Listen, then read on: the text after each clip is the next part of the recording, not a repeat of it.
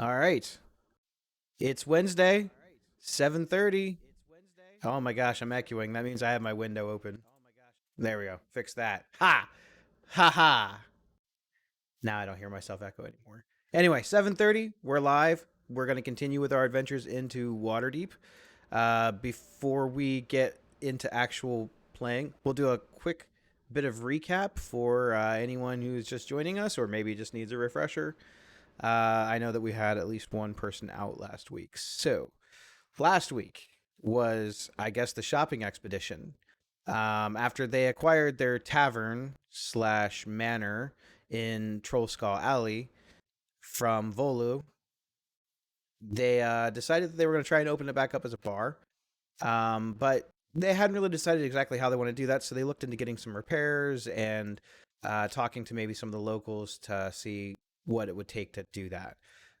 So they met some of the other neighbors, some of the other shops within Trollskull Alley. Um, so they've met some of their neighbors. They did some shopping. Gus bought a floppy hat with a sunflower in it, I believe. So that is now official in canon. Um, they met a few different NPCs, potential people that might offer them jobs in the future. Some of them were curious. A couple of drow were following them around for a while and specifically wanted to speak to Lictus. Um, and there's been like more questions than answers to who are some of these people? Are they really who they say they are? And why all this interest in the party? But word does travel fast, and after you rescue a noble son, which our group has, people start to talk, even in a town this big. So, as they were recovering from a night of shopping, I believe Abraham was drinking, and just general feeling pretty good and excited about how life is going, um,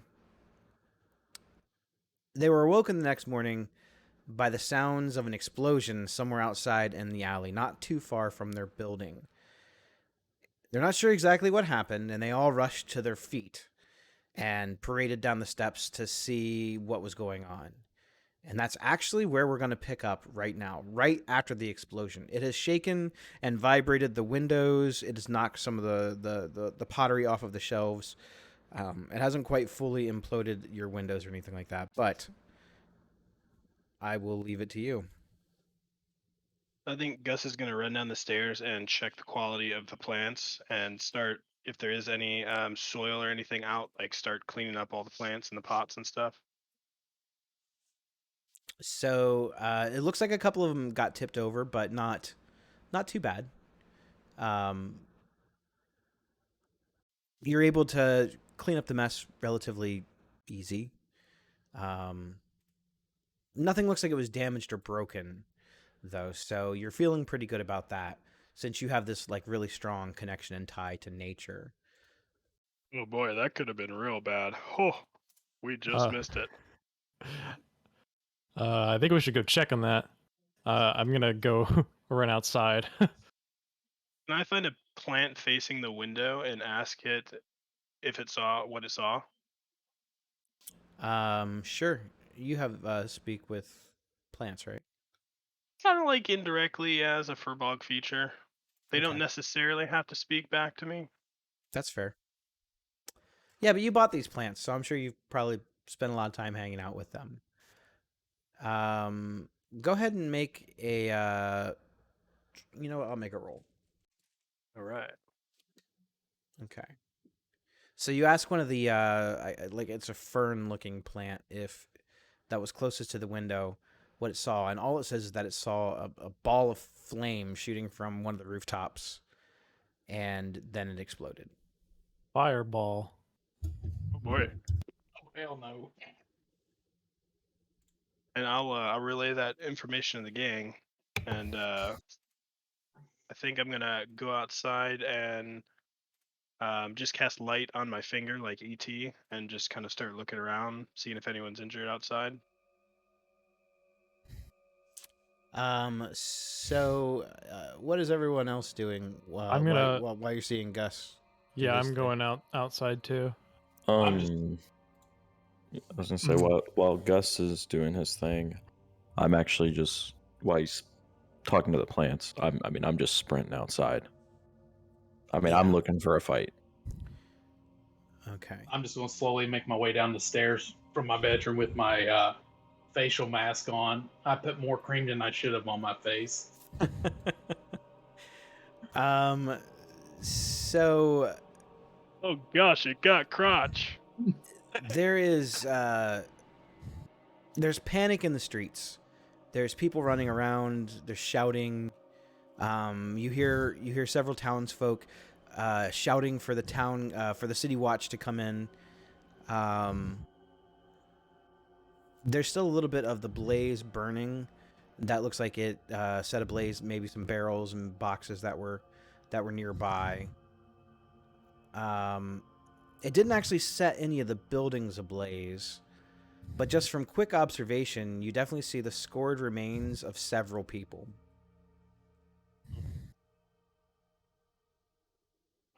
Can I go over to them and check their status of life? So Abraham, you're looking for like a culprit, someone to attack. Yeah. And you don't see anyone looking necessarily guilty. Like I said, all you see is panic. You see just normal citizens running away. You don't see anybody that looks remotely suspicious in the vicinity. Okay. So I take it you're going to kind of keep watch.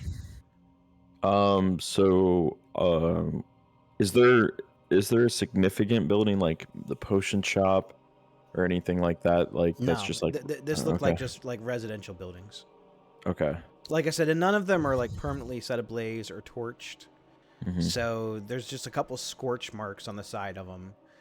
You definitely can So it was see like- where the impact of something hit, though. Okay. I was gonna So- say. Go ahead. So it was like centered like in a road or something. Not like specifically centered, but it was targeted in a road in the No, street it was actually targeted at a sidewalk, from what you can tell. Just general at a assessment. sidewalk. Yep. Okay. Someone is mouth breathing in their microphone. Aaron. Excited. I think it's Aaron. It's definitely Vera Coach. I'm not trying to. It Oh, might be, whoops. my sensor might be off.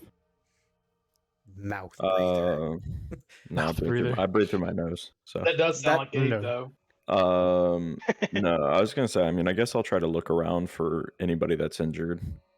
Okay, so Yeah, I'll do the same. you and Gus kind of look and assess some of the bodies that. Well, you all. Is everyone going out to kind of check on the people that look like they could be injured or dead?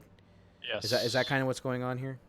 Yeah, I'll just go to the front of the entrance and just stand there. I don't feel like I'm really concerned about everybody else, but I'll be out there just to make sure nothing happens to the Just look- tavern itself. Yeah, that's fair. Okay. And Ulzen, are you staying in the tavern, or are you going to go out and explore the scene of the crime?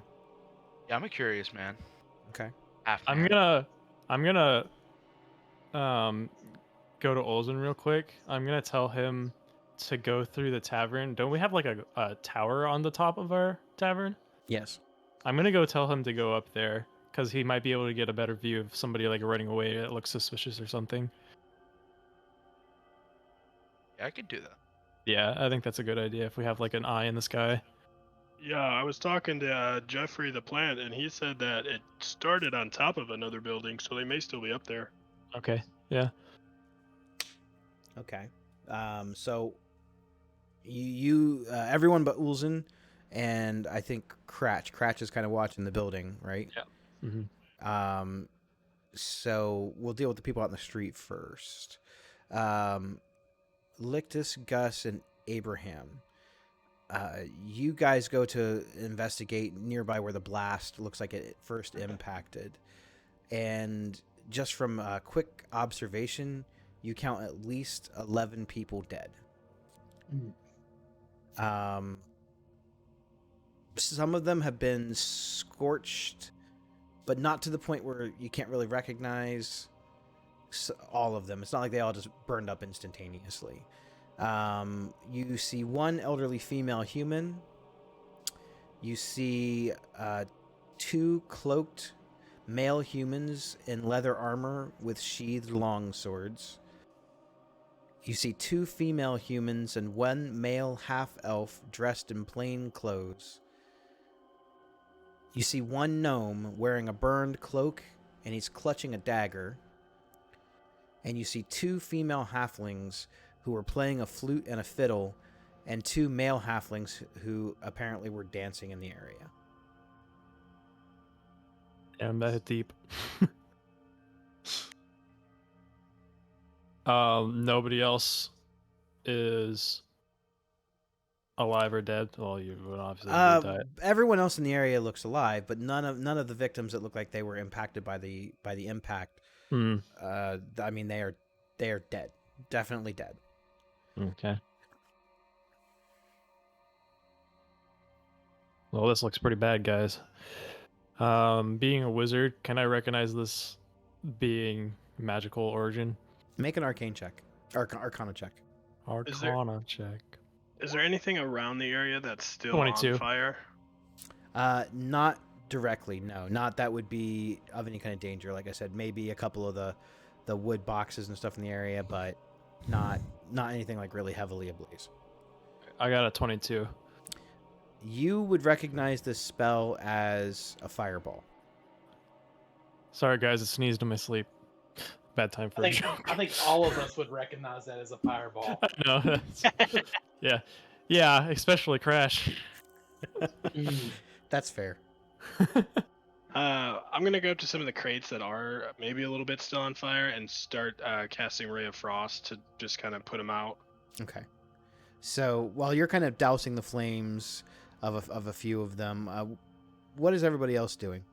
Can I check the bodies for anything important? Yes. The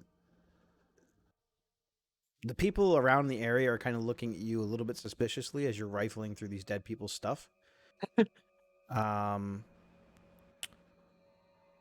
But you do notice that one of the dead male humans has a black winged snake tattooed on his right forearm. Mhm. And the dead gnome that was holding the dagger, it looks like he has dry waste on his boots and cloak. It would kind of give the impression that maybe he has been underneath the streets and the sewers recently. He also looks like he has a small pouch on his side. Can I see what's in the pouch? Without actually taking it off of his body, you kind of look into it. It looks like it's got some gemstones in it. Can I take them? Yeah. As you take the gemstone pouch off of this dead gnome, the people are kind of looking like there's hundreds of witnesses now looking at you, basically stealing this dead guy's stuff. They look unfavorable towards you. But you do have a gemstone pouch that has about 100 gold pieces worth of gemstones. Nice. Gemstone. Okay, that's it for me. Grave Okay. robber. And that's shitty. And about Yeah, that time, just- you at least- about at least about, little about that sleight of time, hand. as you're putting the pouch into your pocket, you hear a commoner across the street. I saw him steal it. I saw him take that guy's stuff. How far away from him am I when this is happening? How far away are you from whom? Like this. You're pretty much right next to him. Well, no, you stayed in the bar, didn't you? No, I stayed on the doorsteps of the bar to make sure nobody came into. So you're probably a good 50 feet, 60 feet away. Do I see what he's doing, or what the It was. commoners are I mean, seeing? it wasn't like he was checking for a pulse. He was blatantly looking through this guy's stuff, digging Can in his I- pockets, looking around in his cloak. Can I go up to him and just try to diffuse the situation? I want to go up there and be like, "What the hell are you doing?" And I want to pick him up where he's off the ground to just make sure, we're policing our own. And then I'm gonna take the bag of gems from him, and I'm gonna put them in my pocket. I'm gonna I'll give this to the Rhine officials when they show up. Just to Okay. kind of Make a deception check. Fuck, I ain't even got my dice out yet. Here we go. Deception. Oh, Would charisma. that- Okay, yeah, okay, that's great. That'd be a 5.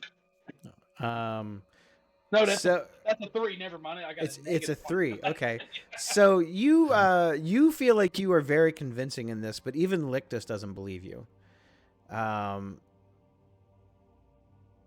So I mean, you're able to do it. You put it in your pocket, but it wasn't very convincing.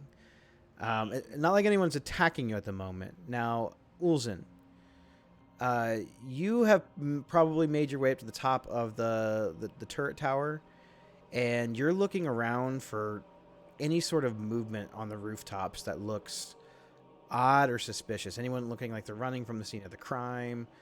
And even with your ranger's clear-eyed vision and your eye for picking up detail, you don't notice anything out of the unusual. Everything looks, other than the huddle of people in the vicinity, you don't even see anyone looking like they're fleeing not only from the rooftops but even from the scene of the area. It just looks calm, other than the chaos in the street.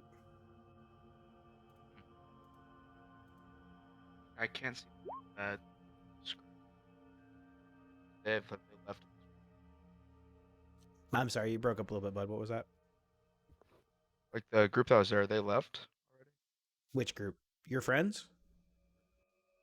No, you said there's a group of people, right? Like 2 halflings.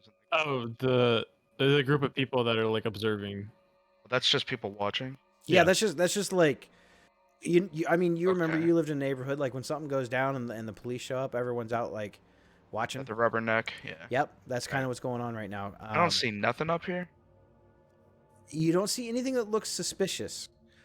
Like I said, you don't see any shady character looking like they're fleeing the scene or someone jumping across the roofs. You don't see anything like that. You're just observing the area, and all the real motion you see is taking place right down in this little compact area, and maybe some birds in the sky, but normal birds, nothing weird.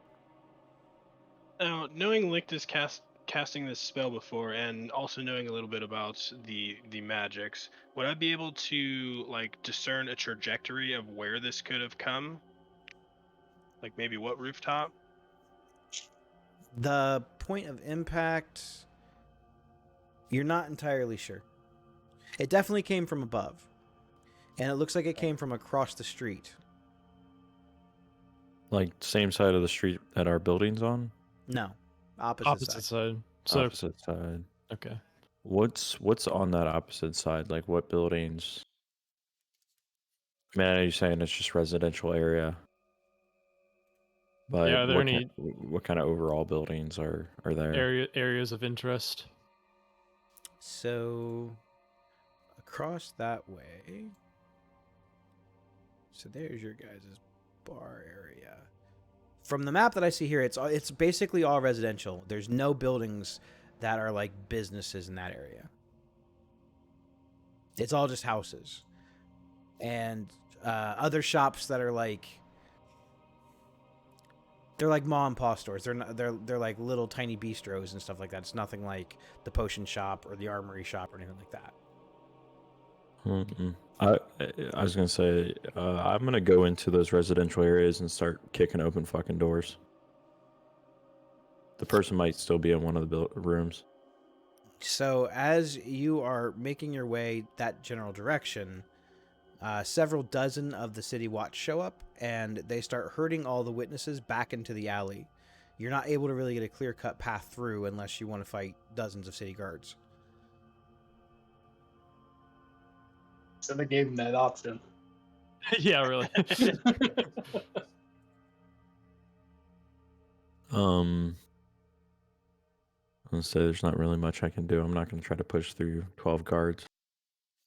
No, dozens of guards. Oh, well, even then, still not gonna try to push through. So they're trying to get control of the situation. They're trying to round up all the witnesses and keep them in the area. So they've basically formed a perimeter, and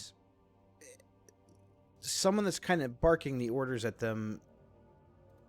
It's not Captain Staggett. It's another pair of they look a little bit different than the rest of the City Watch. They're dressed more. I'm not. They don't look like anything special, if that makes sense. But they're kind of given the orders right now. So about 20 minutes total has passed since the explosion has happened. Ulzin, are you going to stay up in the tower and kind of watch this, or are you coming down to see what else is happening? I mean, I didn't see anything up here, so I'm just gonna go back down and regroup or regroup with the party. Okay, so on your way down, you notice that there is a Griffin Cavalier rider in the sky, kind of circling the area like a helicopter would, just making sure. So you head back down. You walk outside as you kind of see your friends. They're kind of looking down at the corpses, kind of trying to figure out what exactly is going on. You see a taller human male, kind of like shaggy brown hair, big thick mustache. He's wearing a brown cloak with a green tunic and some like light tan boots and tan gloves. He's making observations and talking to witnesses, writing down a whole bunch of notes in a little notebook. And next to him is a much shorter human as well, with blondish hair. He's wearing these like round green spectacles. He looks sort of like he kind of looks like a mage of some kind, but of a more rotund variety.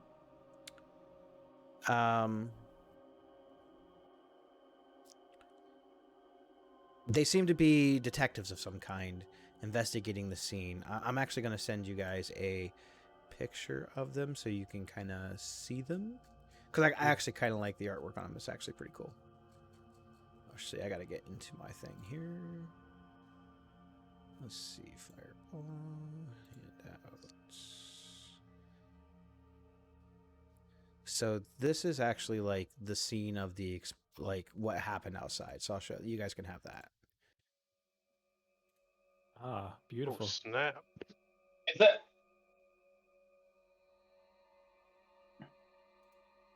So that's not like right in front of our area. No. It's down the way a little bit. Not Okay, not good. terribly far. Like it, but the impact was huge. Is there any signs of, like, I don't know, that with based on a fireball, that kind of explosion, would it cause this much damage? Absolutely, especially if it was a Like, higher level fireball. well, I was gonna say, I mean, what if there was more addition to it, like I don't know, gunpowder or anything else to like amplify the explosion? Not that you would know. Okay. So I sent you guys two pictures: Barnabas Blastwind and Seth Cromley. Those are the two gentlemen going around and kind of like asking people questions. He really does look like Shaggy. Yeah, doesn't he? Zoink scoops. So while they're interviewing some of the witnesses and getting some statements, I mean, clearly they're not letting anyone out of the alley right now. You overhear them talking to one of the people who saw Lictus take the pouch. And the witness is like, that guy over there, he took their money, and then that other guy over there took the money from him. I think they're in on it together. It's some kind of a scam. Oh, is that right?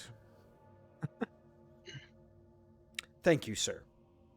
And the pair seem to start approaching you. Barnabas hasn't said a lot. He just seems to be observing. Quiet But- type. But Saeth approaches Lictus. Is this true that you took evidence off of one of the bodies? Nope. I've got several witnesses that say you did, son. I don't got it. Yeah, it was another looking elf kind of guy that looked just like him. I saw him. He went that way. Make a deception check. I'm gonna use Tides of Chaos or advantage.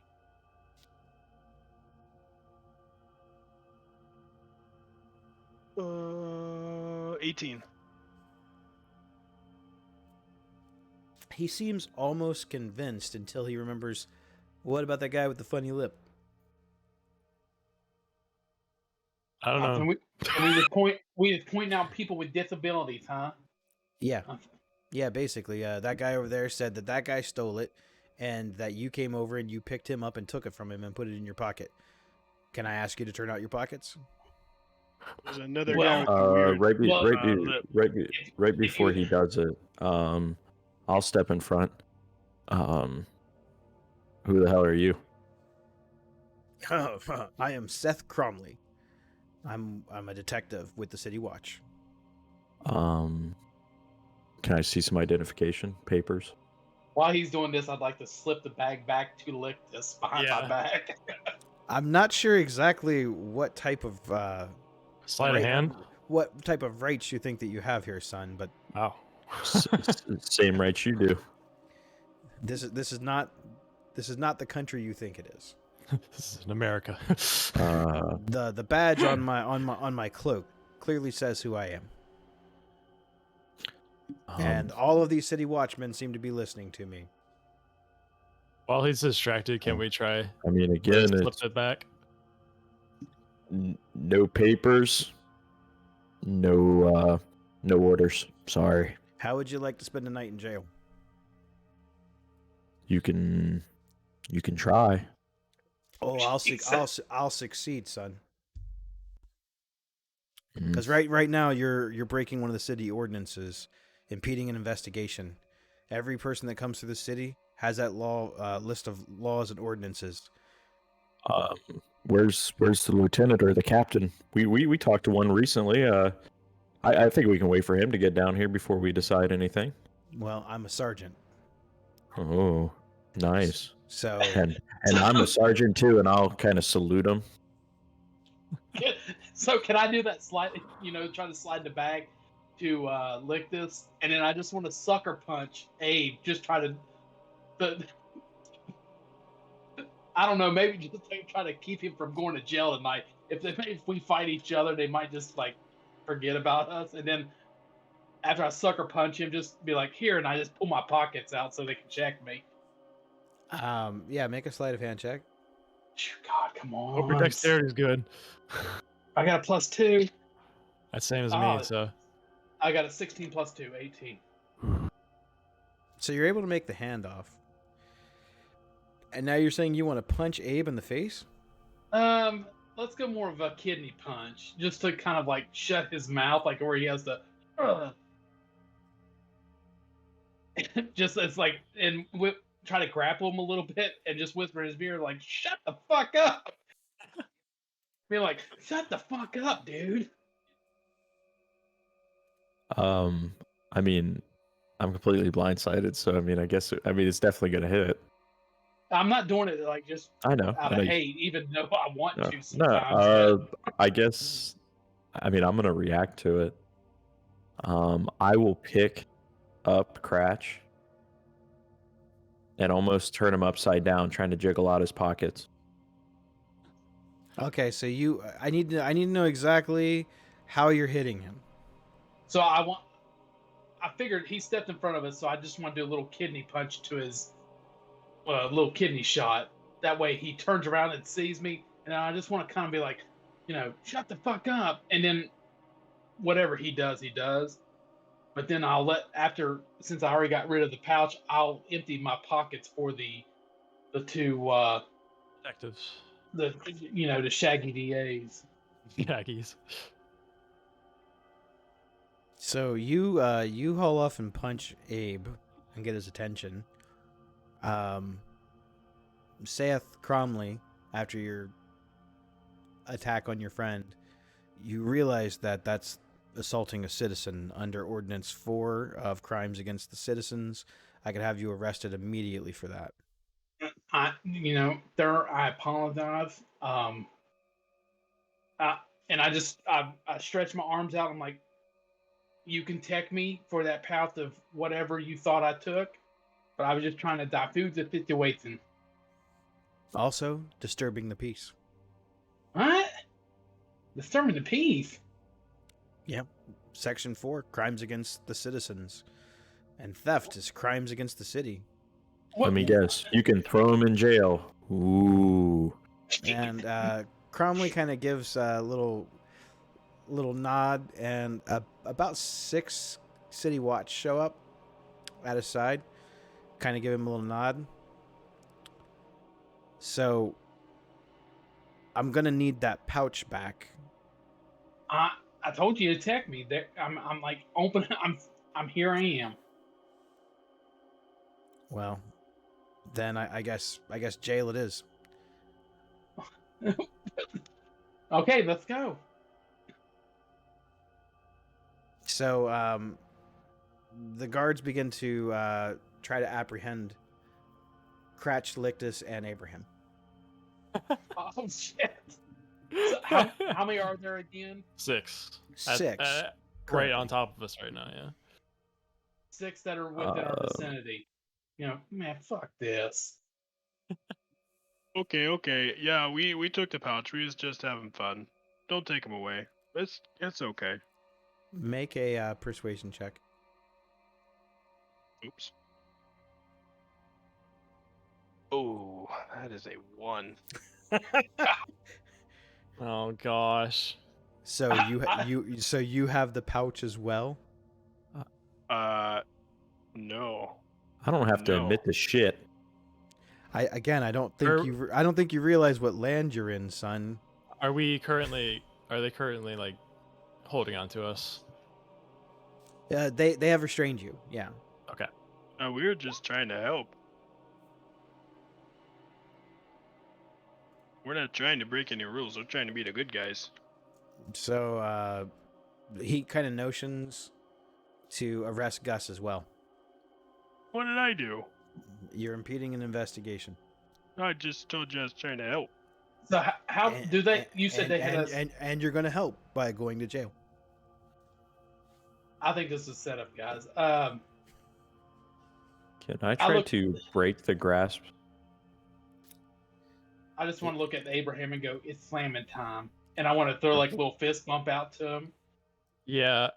Can I head over to him to try and break So my you guys are grapple? wanting to fight dozens of guards right now. Oh, I thought you said there was only 6. Yeah, there are 6 in the area. there's the 6 entire in the it. entire alleyway is surrounded by dozens of guards. They've made a perimeter around it. Oh shit. I mean, you guys can do that if you want.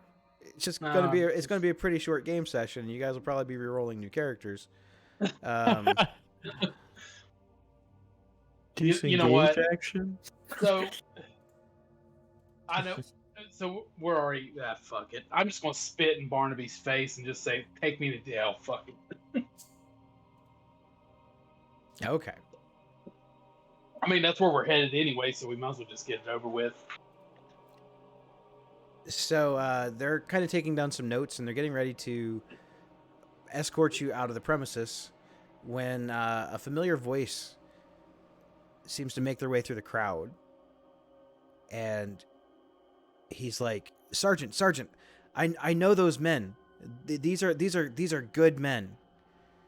There's definitely been some kind of a mistake here, I'm looking around to see who's talking about. and it's your old friend Raynar Neverember. Raynar.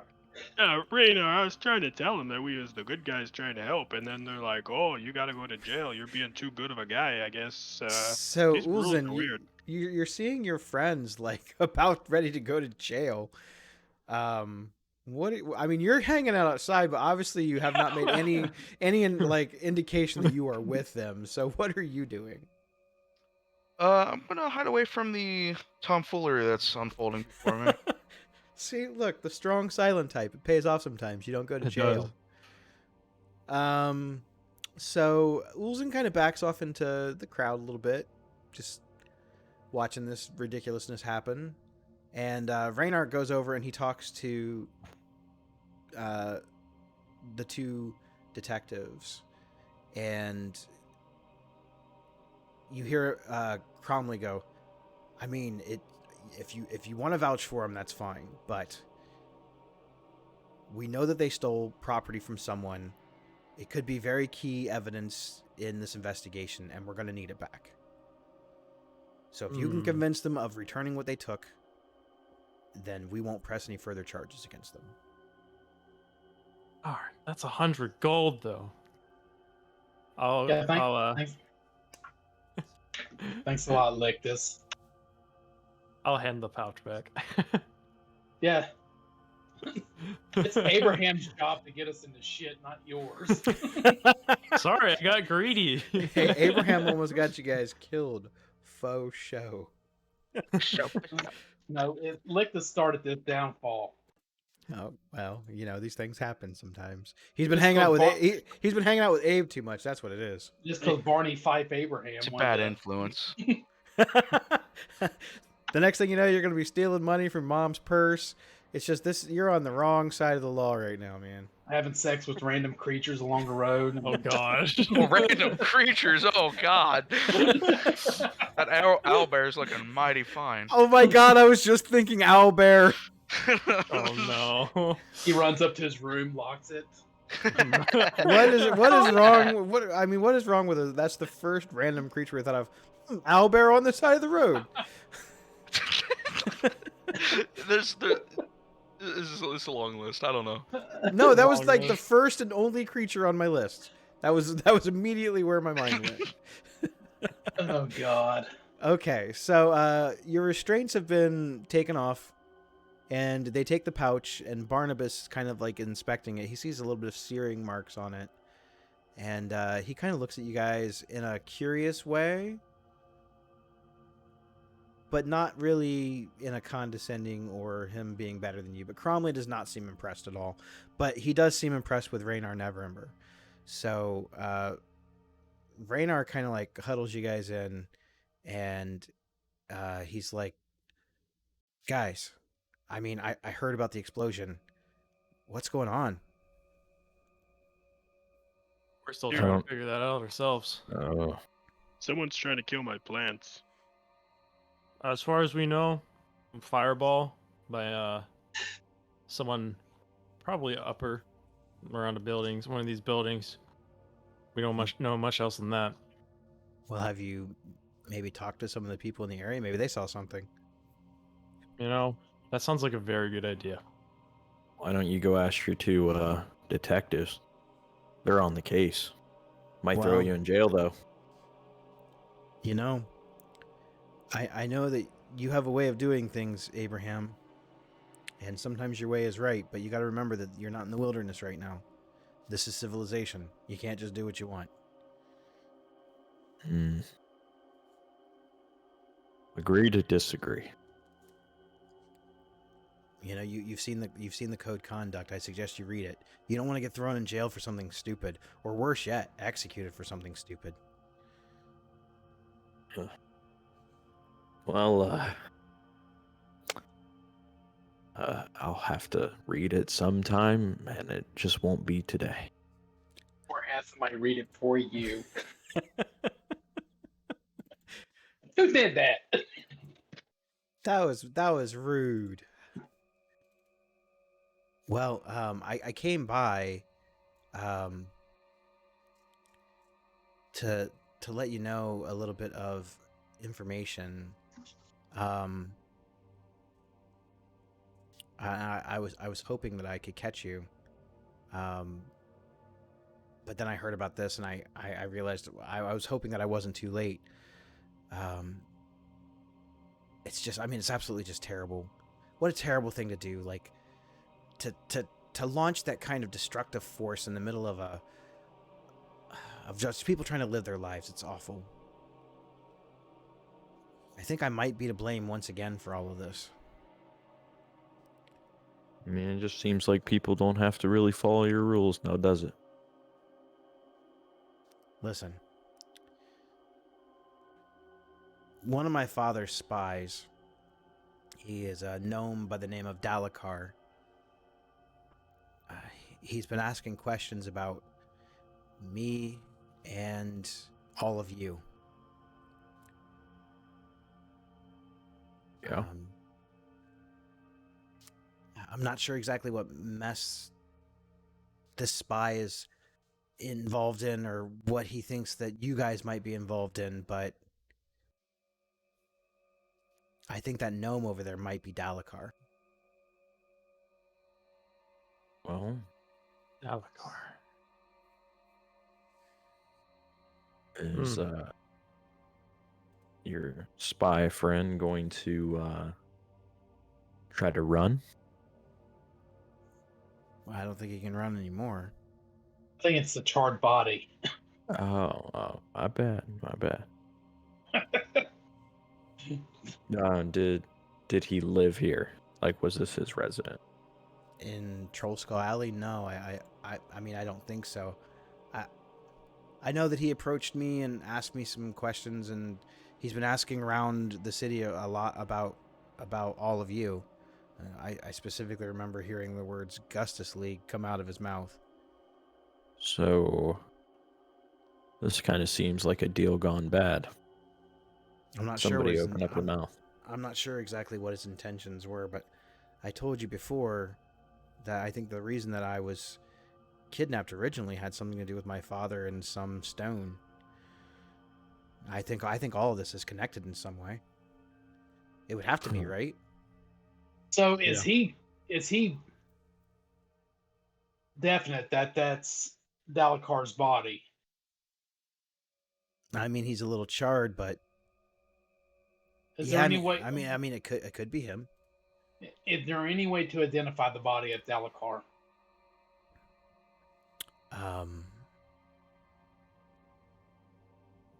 If you're friends with the cops, you could just ask them, right? Well, I'm sure that.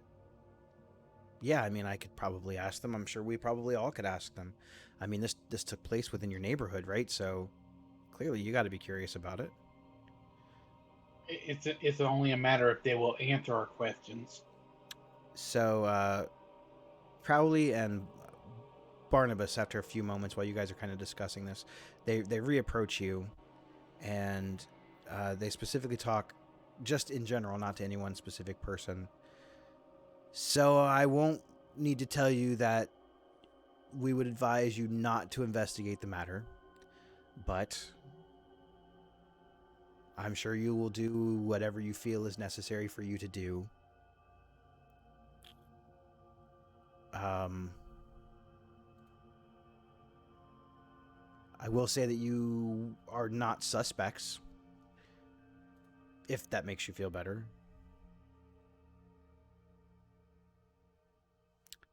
So they're starting to take the bodies away now, and you notice that there's a couple clerics casting preservation spells on the body so that they won't decompose. Barnabas now is starting to talk, and he's talking to Raynar and to all of you. From my observations, it seems as if the gnome was running from some armed pursuers. From the footprints and the scuffles, there were at least 3. And the third person who was chasing the gnome isn't among the dead.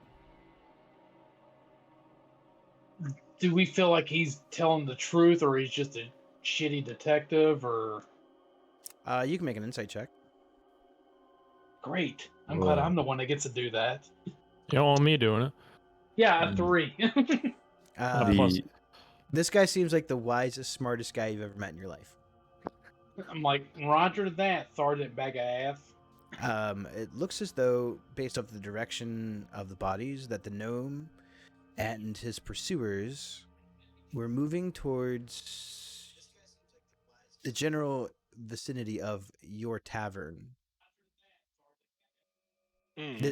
This is your property, is it not? And he points to your guys' building. Yeah, that's ours. That's the Hall of Gustus. Fascinating. What?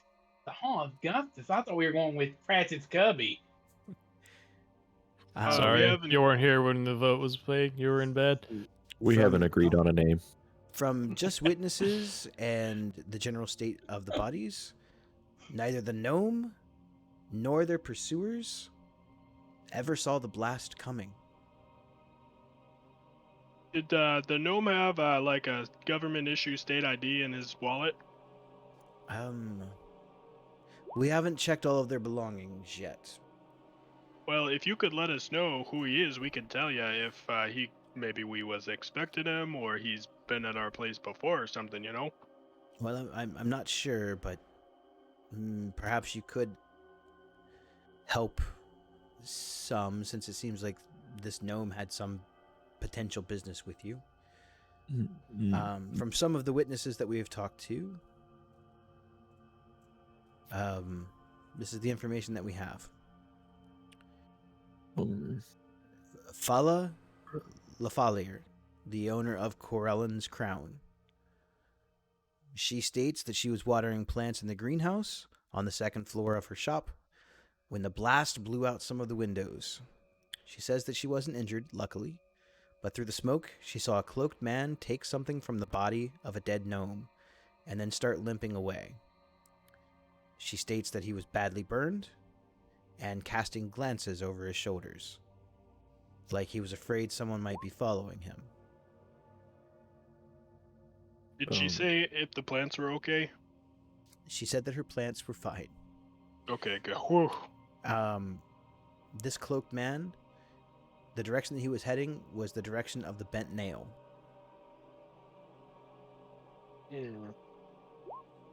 Another witness,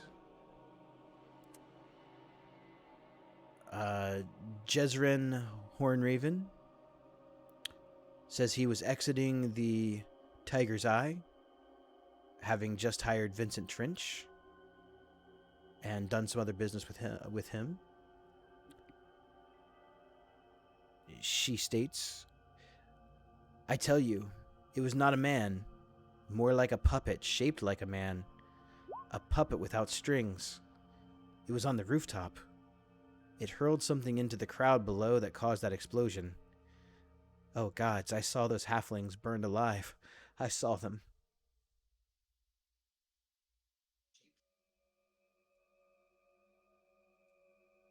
These people that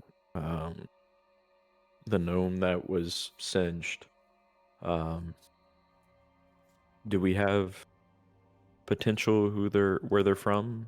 What's their ordinance? I mean, where was he spying at? The gnome? Yeah.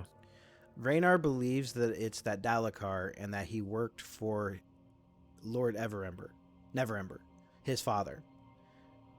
He believes that he was one of his father's spies. His father is not a member of... He used to be a part of the Lord's Alliance, but I don't believe he is anymore. So this guy started limping towards the bent nail. And that is the direction that they said he was heading. Do we know if there's an entrance to the sewers over that way? I'm sure we'd have to check. You don't know that. Where's the closest?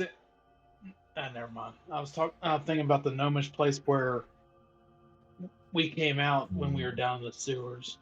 No, I don't think that's close by. That's so far away, yeah. That's north of us. So, unless you have any other insight, we're going to be taking the bodies to one of the temples and having our clerics preserve while we interrogate the dead bodies.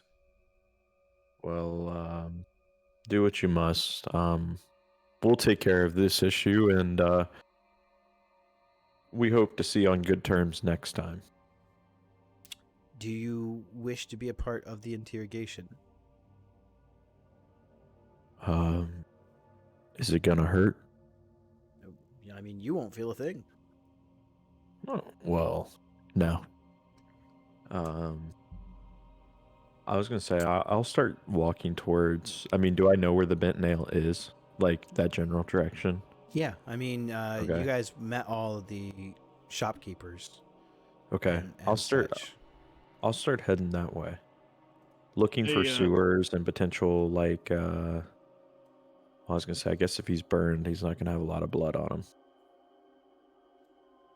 Are they going to be doing the interrogations right away? The sooner the better. Okay. I mean, it wouldn't hurt to go with at least some of us. I would.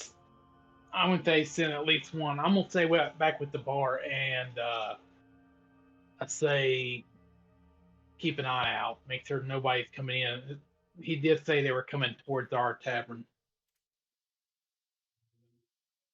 I think that's where Olsen is right now.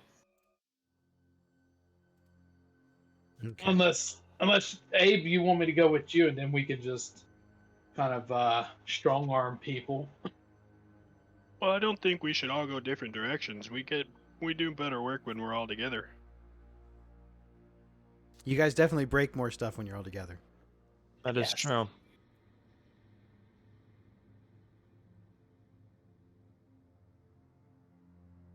Hmm. I'll tell you what, could we come over for interrogations in like an hour when we do a little investigation of our own? And we could trade notes? I suppose that we could hold off on the interrogations, or if you have the appropriate spell casting yourself or funds to do so, you can conduct your own interrogation. We'll watch yours. You know, put on a coffee and some biscuits and we'll be right there. Very well. You have 1 hour. So, Perfect. with that, the Griffin Rider Cavalier kind of flies off. The City Watch and a couple of the medics and clerics, they haul the bodies away.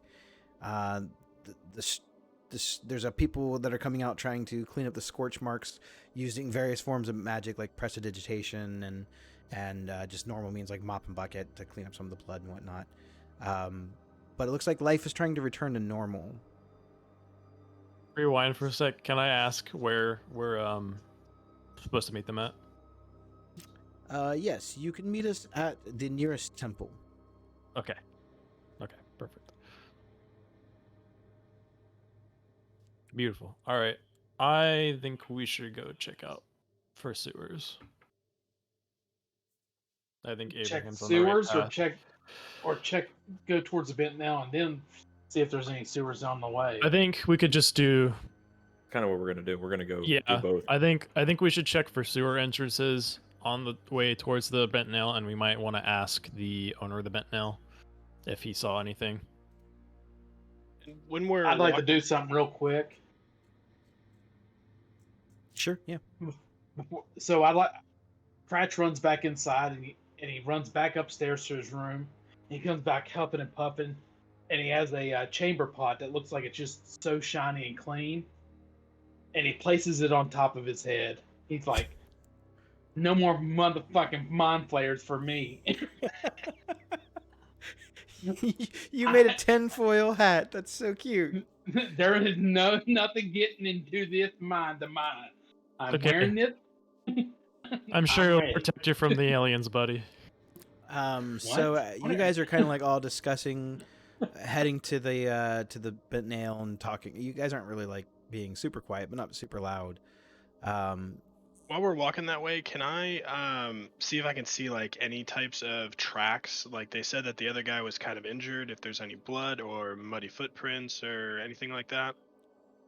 It corroborates with what he said. It looks like there's a couple, and it looks like they're heading off in the direction of the bent nail. Okay, I'd like to just kind of keep a line on these tracks and see if they're gonna move any which way.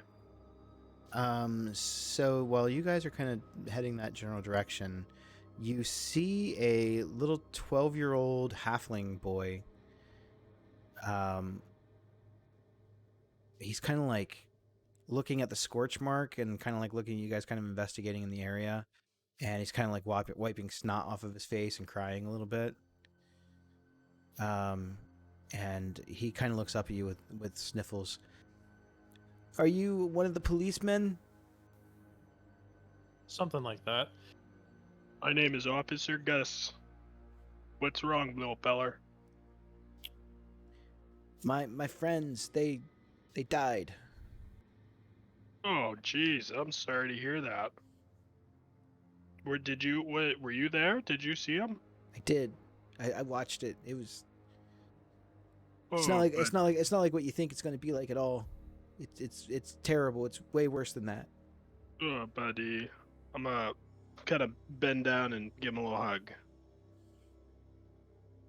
So he kind of hugs you back, and he's kind of sobbing a little bit. He goes, right after the explosion, I ducked behind this rain barrel, and then I heard a plop, and then I found this in the barrel. And he reaches into his pocket and he pulls out a necklace that is of a kind of gold material, and it looks like it has 2 red beads on it. The clasp looks like it's been broken, and it looks like there were places where other beads used to hang.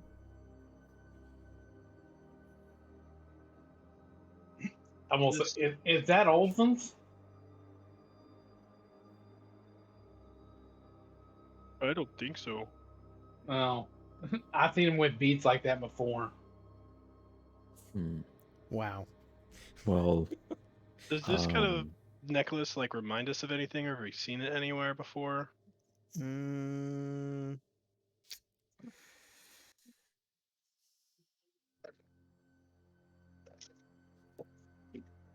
It looks magical. while the smart people are kind of identifying the necklace, I'll kind of sit down on the ground next to the kid. Since I am a Goliath, I'm still even big when I sit. And I will have a conversation with him and kind of give him a little piece of motivation.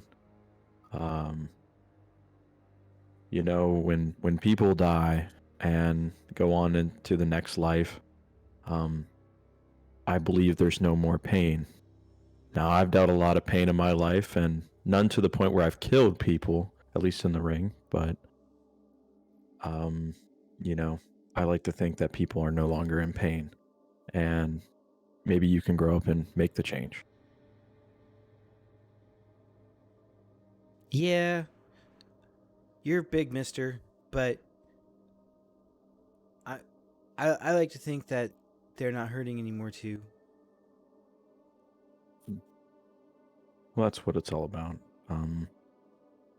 But if you grow up and become a cop, don't ever be a detective. Just be a normal cop. And you know, don't fall into the trap. Sometimes you got the crooked cops out there. So what should I be when I grow up? Well, if you get some training done, you can do anything you want. I suggest wrestler. It's a good career path. I'm just gonna roll my eyes. Look where I'm at now. So while you are having this conversation, and kind of gathering your crew and kind of figuring out what you're doing, definitely several moments have passed. You guys have kind of shared all of the information that you have with Ulzen, and he's kind of let you know what he saw, which was not a lot. And It's a lot of root. you all of a sudden have this, like, everyone in the group has this weird migraine, like out of nowhere. Your head just starts really hurting, and after a couple of seconds you look around and you kind of don't recognize where you're at.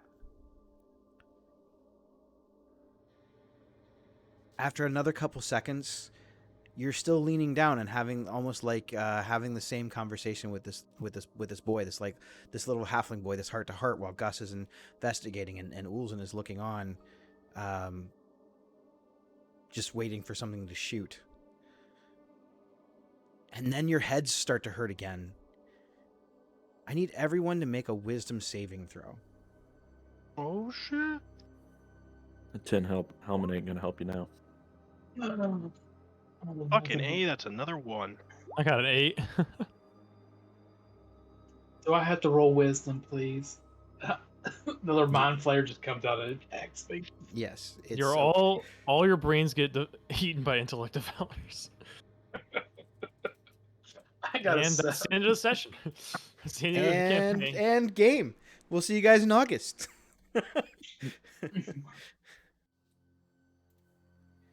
Got a 9. Ulzen, how'd you do? Got a 9.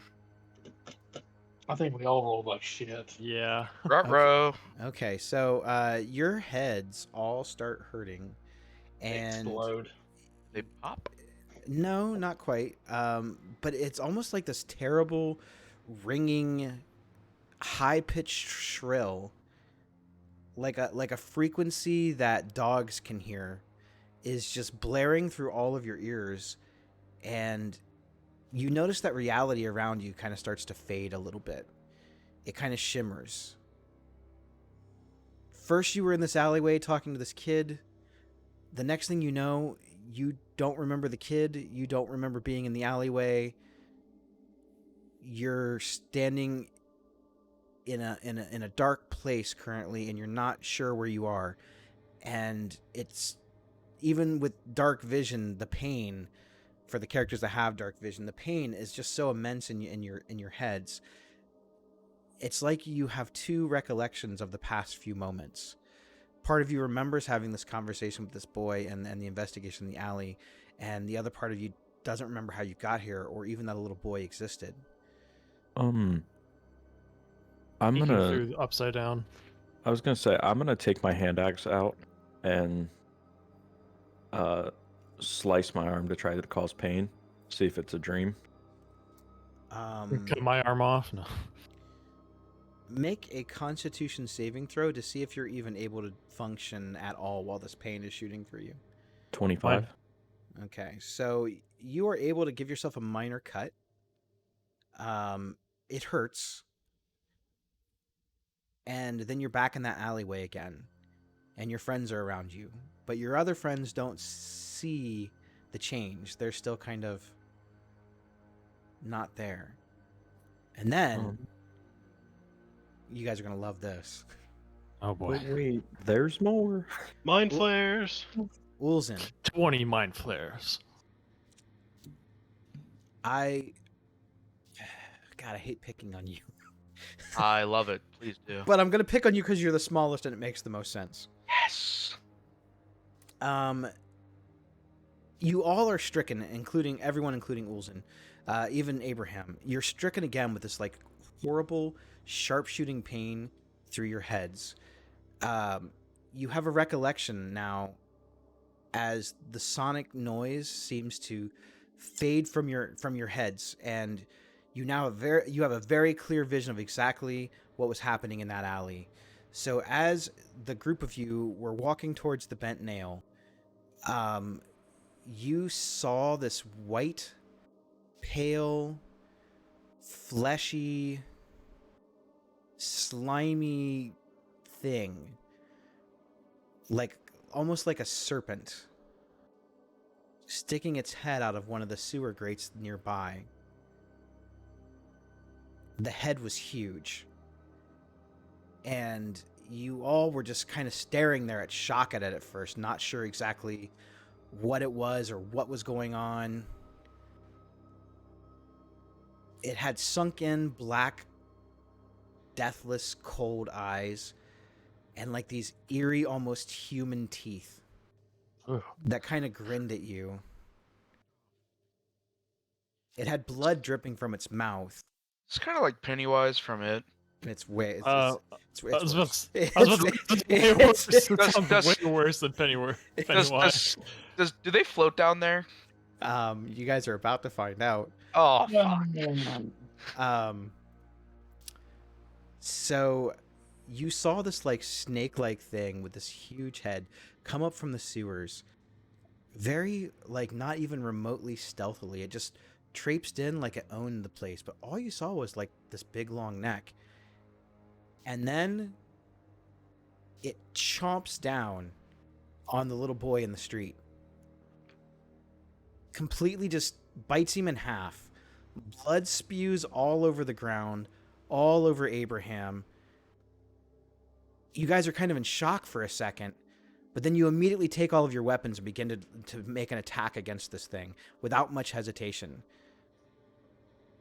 But then, after a few seconds, while you are moving in for the attack, Abraham attempted to make an attack with his axe, is when you started feeling this shrilling sonic migraine pain. And now you've come to Ulzen. It's completely dark, and even though you have dark vision, you're in a tight, compact, moist, wet, Ugh. Doggy? dripping place. It ate you. You feel this like heat and utter just bile smell coming from below you. Then you see something like a light at the end of the tunnel as you're laying on your back and your feet. There's like a light coming up from where your feet are. And you can kind of see out, and you, for a second, it looks like you see one of your friends, and you start screaming, and you're like, help me, help me, help me. I need everyone to roll for initiative. Holy shit. I get advantage on initiative. Let's go. Oh shit! I am going to put you guys in on a new battle map, okay? I'm not okay with that. I want to be back in the tavern in my bed. You got 22 too? Well, Yes. I need to roll initiative for Benji. But I I'm rolled feeling another one. That's Is the it- third one in a row. Is Benjamin You- here with us, or did he get left behind? Well, yes, you did roll good with Grog. I don't think Don't- I'm not Grog, but I don't believe Benjamin is here. Okay, so I will not roll initiative for him. Well, I was gonna Nice. say. So I'm gonna put Abraham on the map, put Ulzen on the map. Well, Ulzen is like in a weird spot right now. He's here, but he's not here, and you guys will see what I mean in a minute. it's Wow. Just a just, silly goofy it's mood. just like Thursday nights again, where he's the bad guy. Like Who's the bad guy? we just got Ulzen. Like Ulzen's the because in bad guy? Thursday night, Dwayne the Rock Thrower Johnson. Over. Rock thrower. He's Thor, pretty much. All right, I'm gonna let you guys. Other than Ulzen, what was your scores? Let's start with Abraham. What'd you get? I had a 19. You have to add me. Unfortunately, I was It's fine. stupid and Yeah, me too. That's all right. I have to add everybody because I didn't have you guys on the right battle map. Ah. So, Cratch, what'd you get? 22. 22. Lictus, 22. 22 as well. And Gus, Or You got 4. a nat one. solid. nat one for a total of. That's my third nat one in a row. And Ulzen, what'd you get? 23. 23. Sure. Okay. Wow. Now, Gus don't bring those dice to August. now I have to roll for the thing that you guys don't know what it is. Oh god. Okay, there. I'm gonna start with a history check. I was gonna actually like drag this out a lot longer, but this just seems like just as good of an opportunity to throw it in there. And you guys, I kind of want to wrap this one thing up because I don't know that I'm gonna have time if I just keep prolonging it. It sounds freaking cool though. He's keystering people. Okay. Hold on, let me turn my lights off real quick.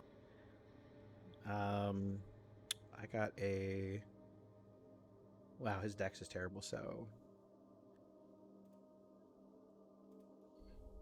No. I'm gonna add a token on the screen. Don't worry, I'm gonna give you a little bit better of an explanation and view of what this thing is in a second.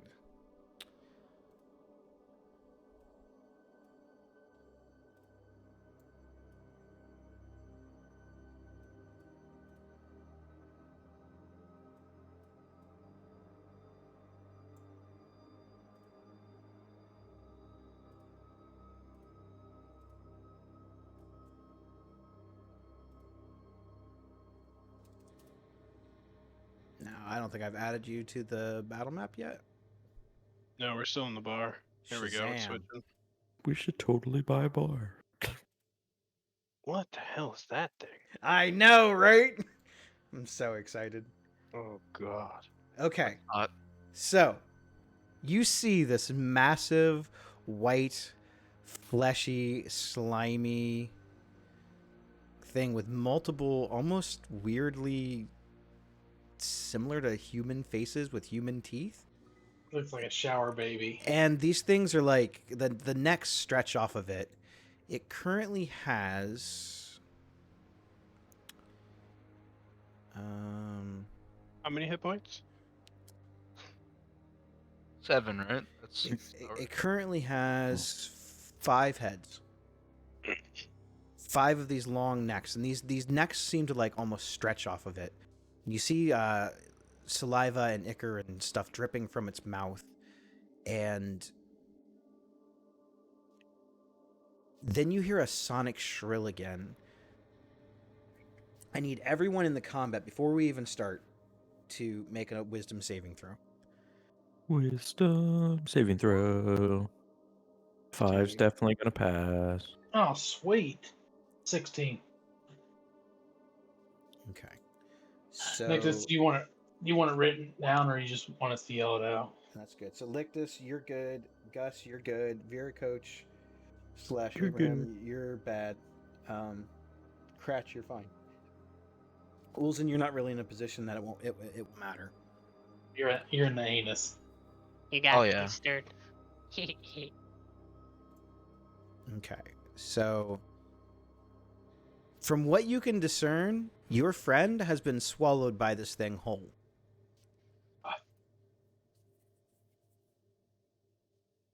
And I'm going to show you an even better picture of it. I have it on the thing here. It reminds me of The Thing. Mm. Take my. Oh gosh.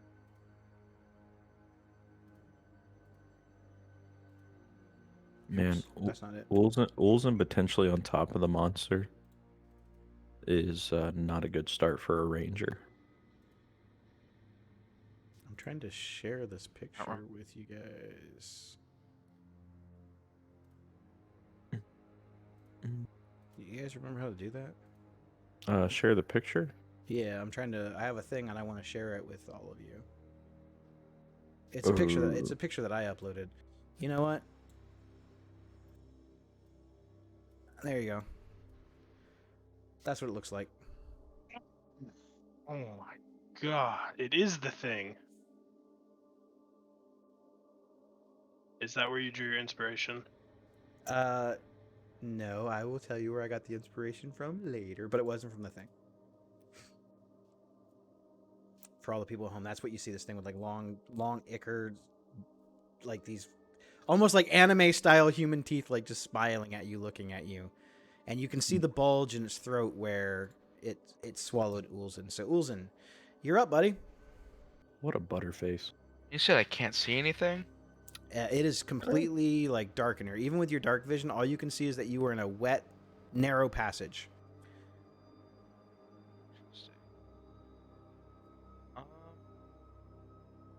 I am going to try and get you guys some battle music. Boom, boom, boom, boom, boom, boom, boom, boom, boom. I need something kind of creepy. Let's do this. That'll work. Mortal Kombat.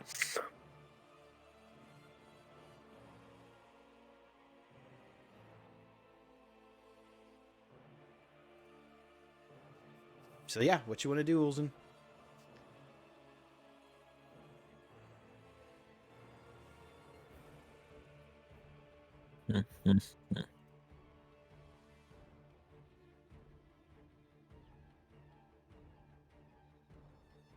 Did we lose him? I was gonna say, did we die? Did he die? I'm thinking, and I am struggling. Wait.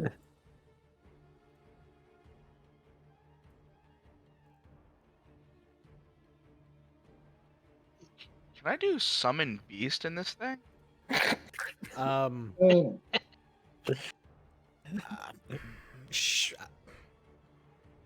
Is that a thing? Do you actually do that? Is that a thing you do? Yeah. Dude, you have never done that. I think I used it once, maybe. Okay, what's the limitations of the spell? Like, what kind of beast can you summon? It just says you call forth the bestial spirit, manifests as unoccupied space that you can see within range. Oh, I can't see it. Can see the anus. Shit. A way out. So I You could- can't use that in here because I can't see anything in front of me. I would say no. The only thing you can see is the space that you're currently in.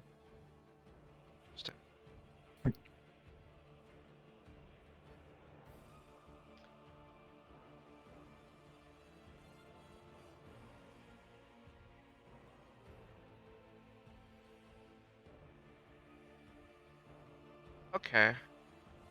I'm gonna use etherealness. It's from my planar, the Horizon Walker archetype. Mm-hmm. How the hell do I land it? I don't know if that'll show up on D&D.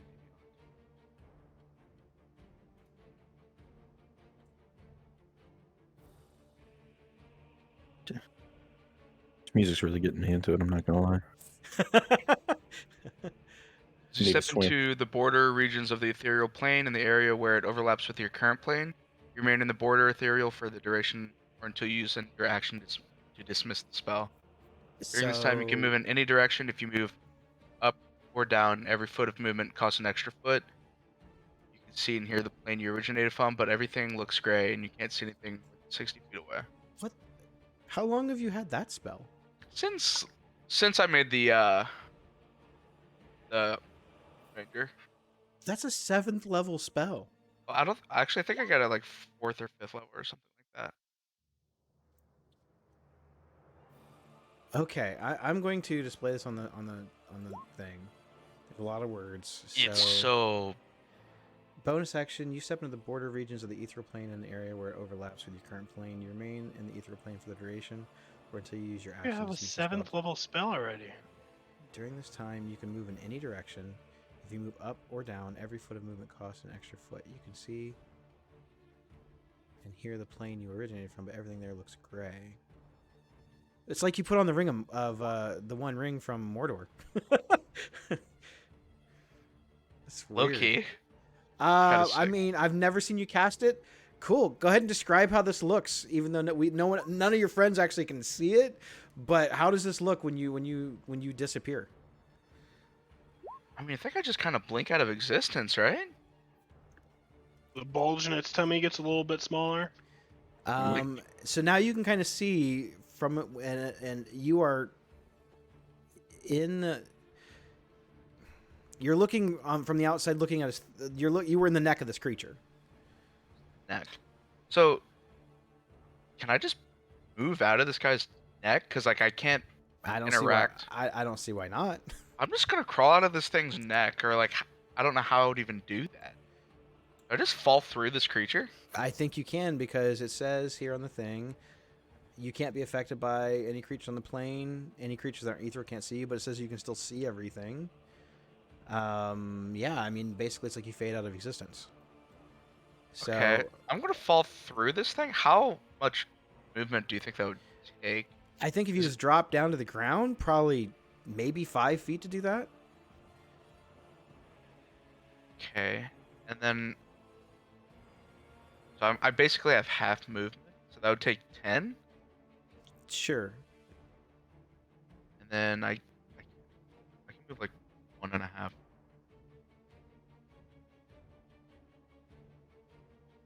So how far are gonna- you trying to get here?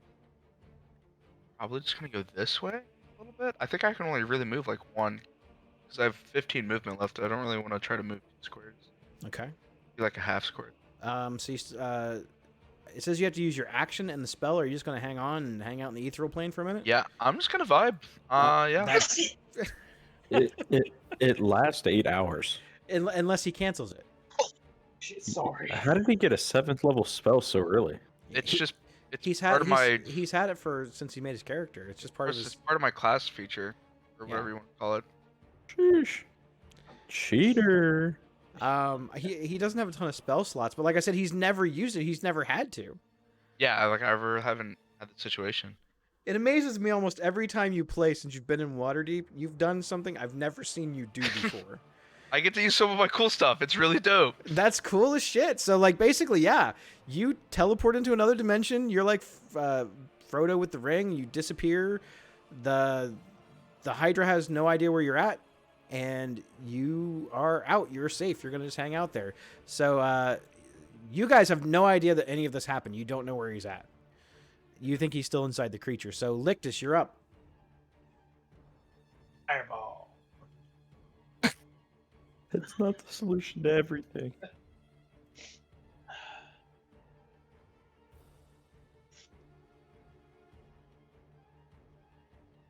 Did we lose Lictus? My microphone's been muted this entire time. Oh, I bet you've had some really cool things to say too. Probably. It's so funny because it sounded like you guys were responding to me too, which made it even worse. Like when I said like, make sure it's creepy music, and then you guys were like, oh yeah, creepy music, and like you literally said, yeah, I'm gonna find something creepy. It was so weird. Okay, anyways, where are we? Can we tell where we are, real quick? You cannot tell. So it just looks like is it dark in here or like? It is pitch black where you're at. If you had to take a guess, you are in some type of a cave or maybe a sewer tunnel. Maybe you're not sure. Okay, so You don't see any water. You don't see any like sewer water or anything, so you're not entirely sure. So it's not like magical darkness. I can still see with my dark vision. Yeah, I mean you can see outlines, but again, it just looks kind of like a cave. Okay, cool. Dang. I am going to. I don't know. I guess I'll just strike it with a lightning bolt. When all else fails, strike it with lightning. Okay, lightning bolt it Actually, is. yeah. Well, real quick, you said there might be water. Am I standing in water?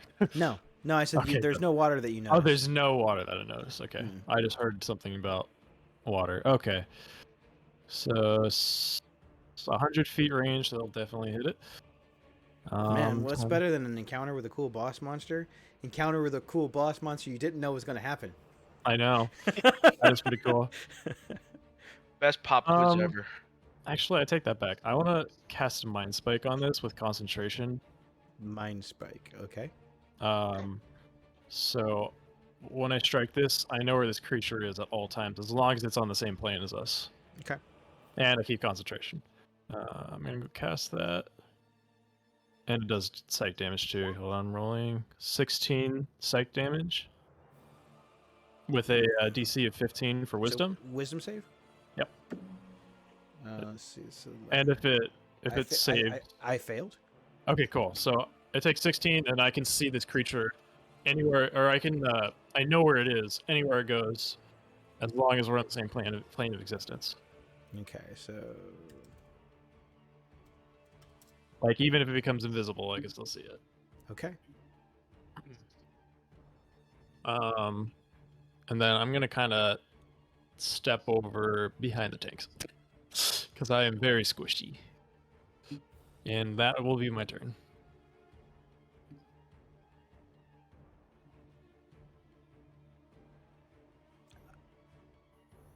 Wow, that can't be right.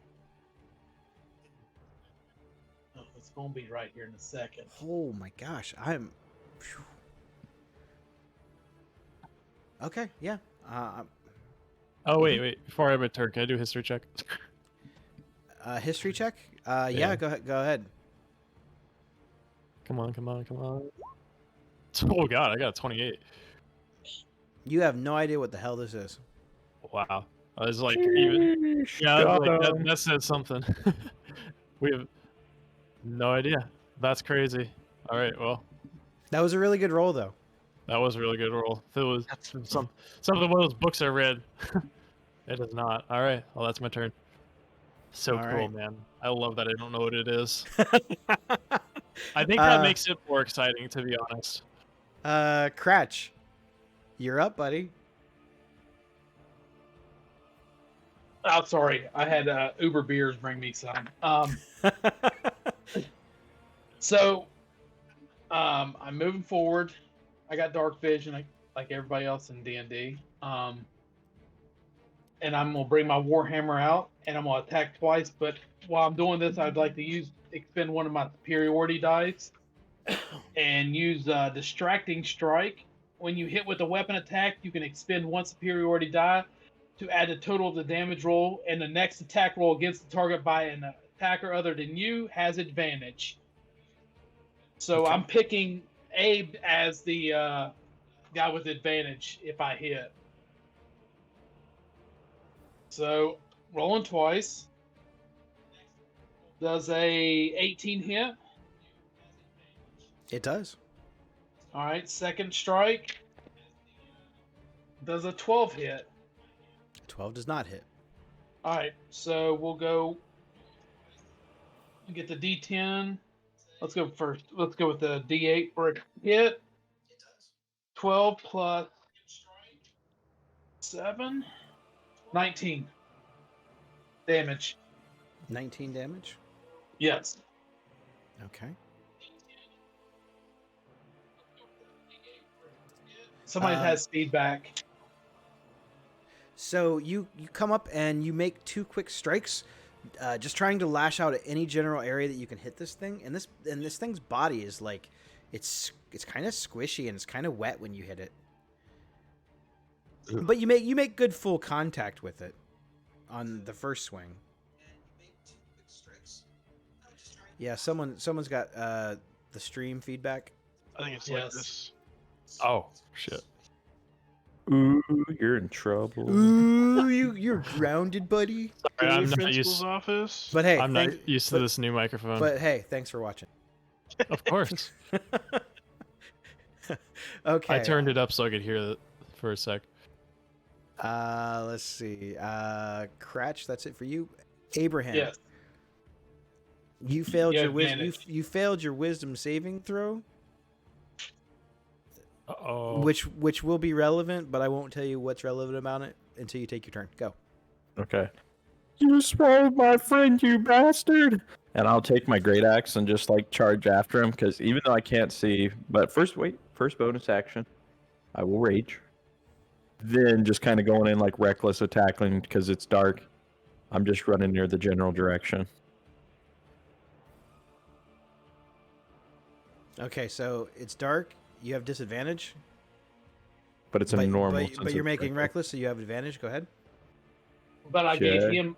But with my Distracted Strike, I gave him advantage on his attacks. Does that counter anything? Well, he has advantage from both, so he has advantage. You can't get double advantage. Oh, okay. I triple didn't. advantage. So an 11 is going to miss. Second strike. Wow, solid. I've never seen you roll that low with a great axe before, ever. Double ones. Double ones. I'm Dude. feeling confident. Snake eyes. Action surge. I feel like smoosh. Swing again. 14. A 14 does not hit. Second strike. 27. A 27 will hit. Let's go. 11 damage plus 2, 13 magical. Yep. Okay, you got it. Why is your axe magical? I have a great axe plus 1. Yep. You, that's, you, that's, you, you're right. You gave it to me. You're right. I gave it to you. I was like, wait a minute. I know your fists are, but I didn't know about your axe. No, that's fine. So you come up, and it's dark, and you're panicking, and you know that Ulzen wasn't there for a second because they all screamed, "Where's Ulzen?" And you take a swing, and you miss. And you take a swing, and you miss. And Cratch is like, hit him! He's huge! And you take another swing, and you miss. Finally, on the fourth swing, you finally connect and hit something I would say close to being solid. Did I get you, Cratch? As this creature lets out a No, thank goodness. and with that, it's the strange creature's turn. Now I have to make sure that I'm doing this right. Everybody takes 100. Everyone is dead. It was really fun playing. So you said it's pitch black dark in here, so we can't see anything if we don't have dark vision? Correct. Correct. Good to know. I'm blinded by the light. Okay. So this thing gets. I said it had 5 heads. So one of the necks stretches out way above Cratch, like kind of slithering between them, slithers down and reaches clear over to Lictus. Oh no. It tries to take a bite out of you. Okay. Does a 16 hit? Yes. Okay. Oh, that's a lot of damage. I'm really Oh, God. sorry. Man, I might end up killing you guys, and I apologize. You're gonna take 18 piercing damage. Oh god. Oh wait, I lied. You're gonna take 23 piercing damage. Oh, I thought it was lied. You said too much. It was the wrong way. Yeah, it was the wrong way. 23. 23. You are now grappled as this thing latches into you and won't let you go. Well then.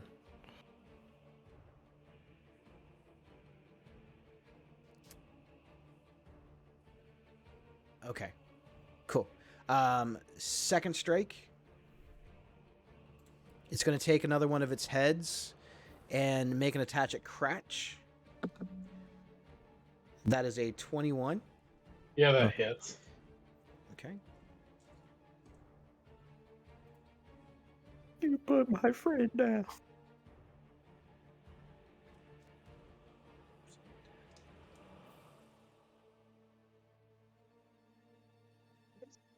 You roll a 16 for me.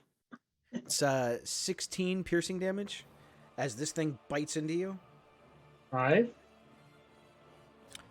You are not grappled though. Its a second head is going to take another bite at Cratch. Uh-oh. 18. No. Okay. Doesn't know where Ulzen is. That's 3 heads. The fourth head is going to try and take a bite out of Abraham. You get advantage. That's a crit. Uh-oh. You don't get advantage. You actually have disadvantage.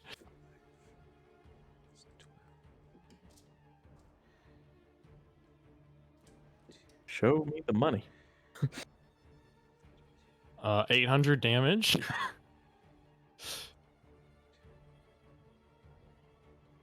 Take 43 piercing damage.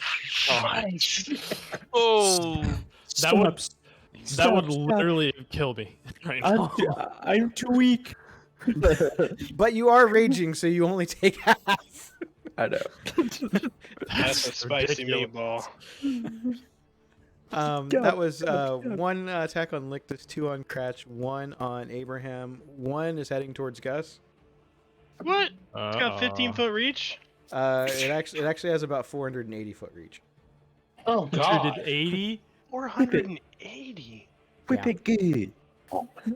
Yeah, I told you this thing is nightmare fuel. So its neck stretches across and 14. Does a 14 hit? Nope.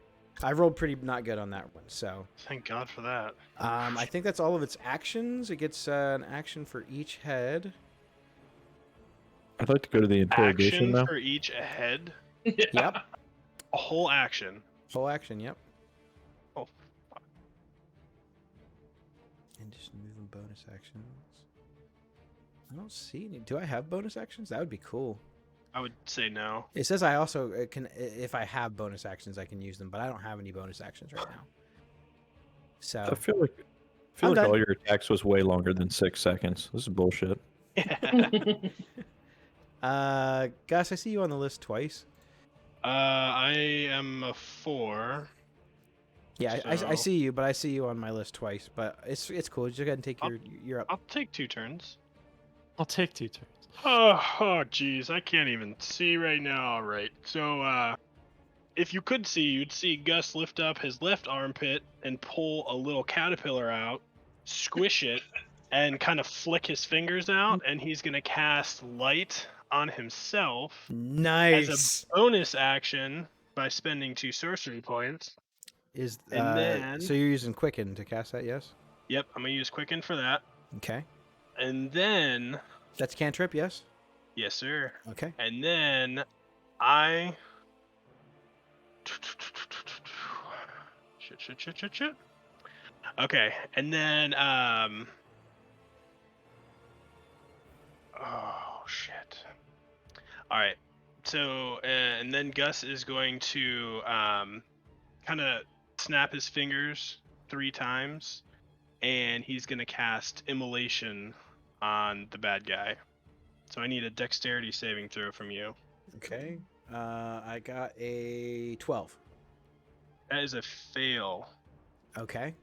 So I need you to go ahead and take 8d6 fire damage, and then you burn every round for 4d6 fire damage. For how many rounds? Spell's duration up to 1 minute. Oh. But you can. Oh. Yeah. Well, I'm bringing out the big guns too. I mean, I'm gonna that's display ouch. Yeah, I'll display it, but I'm gonna roll the damage here first. Okay, let me. 8d6. That is Do I have an 25 fire damage. I'm looking for an icon that looks like I'm on fire. Oh, here we go. It looks like a guy laying on the ground with his back on fire. So at the end of each of your turns, you can repeat the saving throw, or it takes 4d6. So I get to take 39. Is that correct? 39. It says 25 fire damage, and then it says 14. Oh, that's the burn effect. So I think the burn effect is like on your next turn, you automatically take it Mm-hmm. or something. I'm not really sure how that one works. So. But the first, like as of right now, it's 25 damage. So it fails to save, you take half as much, or you take all of it. The burning target sheds bright light in a 30-foot radius. At the end of each of its turns, it repeats the saving throw. It takes 4d6 fire damage on a failed save, and the spell ends. Alright, I'm gonna need 1 second, guys. Yeah. 1. 2. Oh, he's fired.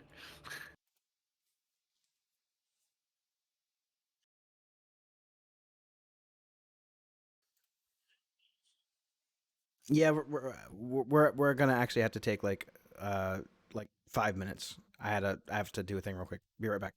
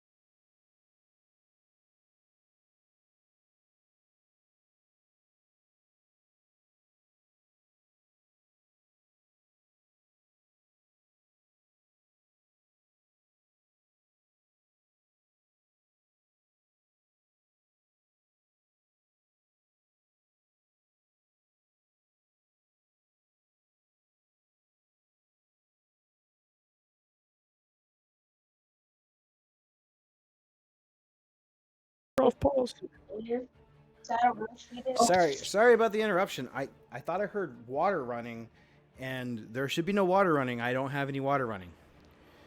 So I thought I would go check that out. But hey, guess what? No Dishwasher. water running? Yeah, his dishwasher.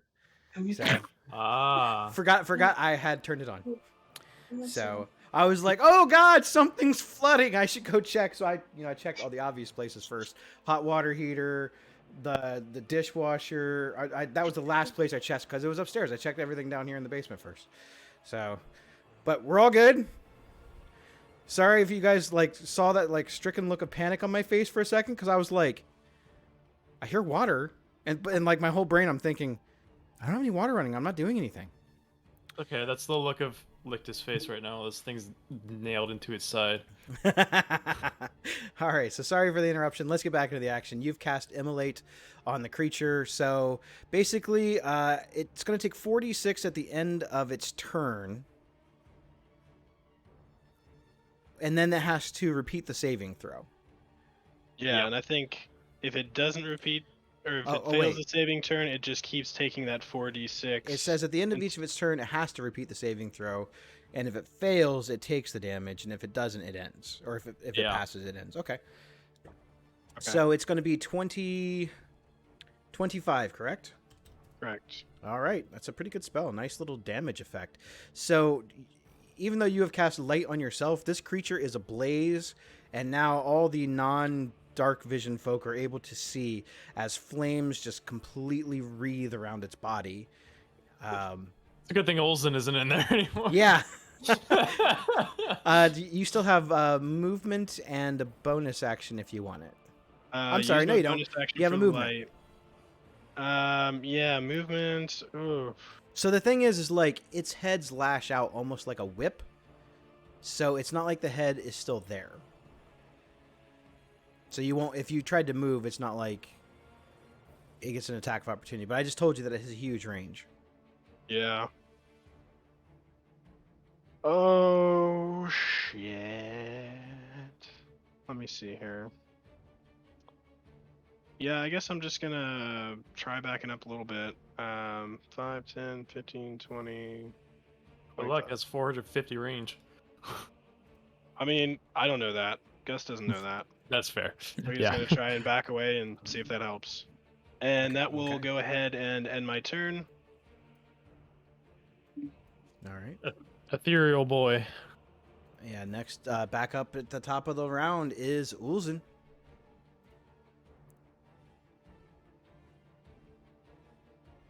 Come on, Master Frodo, let's see it. I've been talking. All right. Yikes. So action to come back, right? Yes, cat takes an action. I believe that's what your spell says. Yeah, that's what it says. I looked at the spell earlier. That's pretty cool. Yeah. Honestly, I don't know if I'll ever get to use that again. So that was pretty. I mean, that's pretty great. You just avoided pretty much death. Oh, say less. That's pretty sweet. You come And- back and it instantly eats you again. And Aw. you've never used that spell before.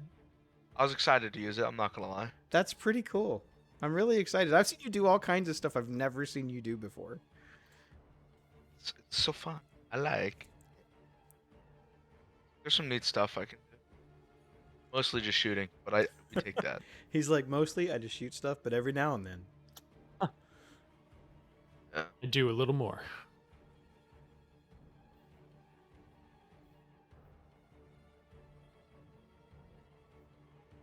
Okay. Going to move 10 feet. I'll use my action to come back to the material bin. Okay. Going to move 25 feet away. I'm going to bonus action Hunter's Mark. Targeting the whatever that is. Okay. So you And then I'm have hit it with a hunter's mark? Yep. Okay.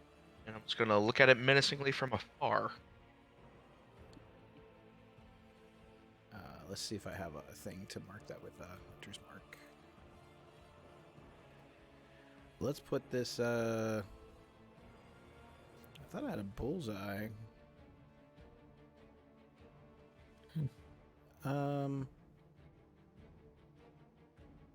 We'll put these arrows on him. How about that? So, Hunter's Mark. Okay, got it. Anything else from you, Olsen? Nope. Okay. Lictus, you're up. Vampiric touch. I'm rolling. Don't For you have to be melee touching the attack? creature? Yeah, its head is in my side right now. Nope. Oh yeah. Oh, okay. Well, it's actually it's latched into you. So Yeah, so you're grappled. yes. So let's see. With as much as so you are. Let's see. Your speed is 0. But you're not prevented from doing anything. Okay. Yeah, I'm using. Other than moving. Yeah, I'm using Vampiric touch. Does 26 hit? A 26 does hit. Okay. 3d6 necrotic damage. Okay, it takes 13 necrotic damage, and I get back half of that. 7, because we round up. So it takes 13. Yes, 13 necrotic. I don't think you've ever actually cast that before, have you? No, I have not. Not. So go ahead and describe what that looks like. So basically, my hand, just you can see magical energy as I'm touching this creature's head, as it's nailed into the side of my, I don't know, liver or something, and as it's taking life from me, I'm taking life back from it. Basically, you just see the transfer of energy from its neck into my hand, Nice. Okay. and that's a concentration spell. So I'm gonna Okay. keep concentration. If it hits me again, I lose it. All right. And that is it. Yep. Cannot do much else than that. You still have bonus action. Oh, I guess I can try and disengage. Yeah, I'll try and disengage. Well, you can. I think you have to use your action to break the Oh, grapple. okay. I have to break grapple with an action. Yeah. I don't really think there's much I can do then as a bonus action. Okay. So you guys see him siphon some life from the head that's biting into him, and he looks to feel a little bit better, but he's still hurting. Yeah. Cratch, you're up.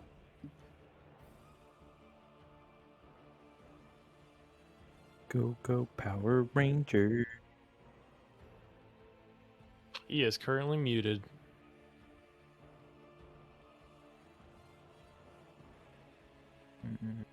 Well, on that topic, muted. I was gonna say, I don't think we're gonna kill him. Do you want me to go? can circle Yeah, back. we'll go Okay. back to him. Yeah, in we're a gonna minute. circle. We're gonna circle back. So Abraham seeing the light shine. I'm still thinking that Olsen is in this person's body. Oh, 'Cause the sorry, I way- forgot I had it muted. All right, you can go. Sorry. I'm sorry. I'll finish up mine and then you can go if you want. Sorry, the kids came in. That's why I had it muted. Anyway. Go ahead. Go ahead. And so I'm gonna attack and with my warhammer, Okay. and I get 2 attacks. 15 A 15 will not hit. and an 18. An 18 will hit. All right.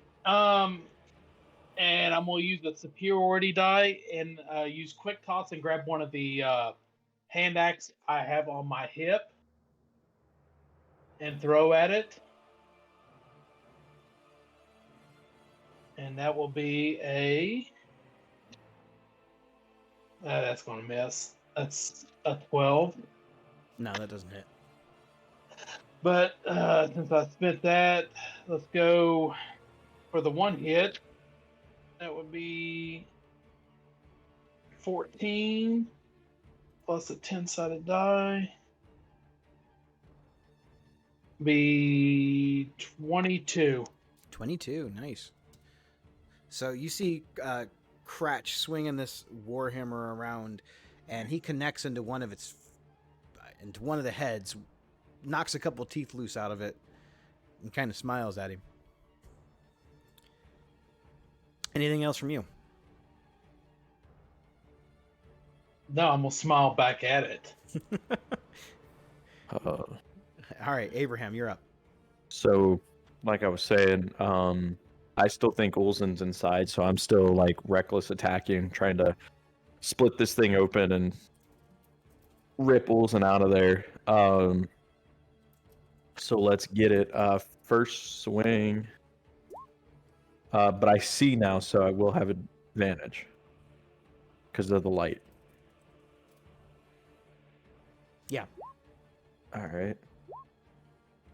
Does a 20 hit? A 20 does hit. Okay.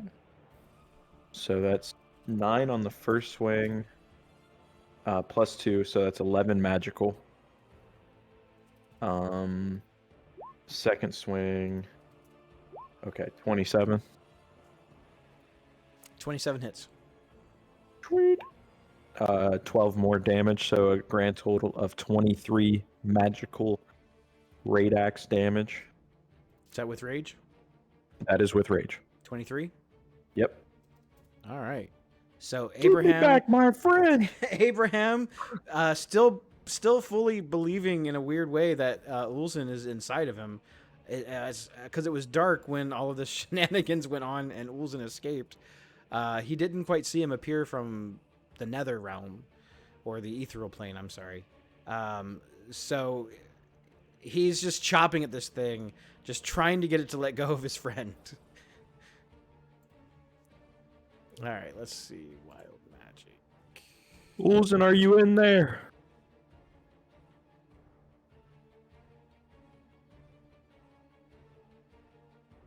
No, I am not. Again, with all the slash and everything, I don't even hear him.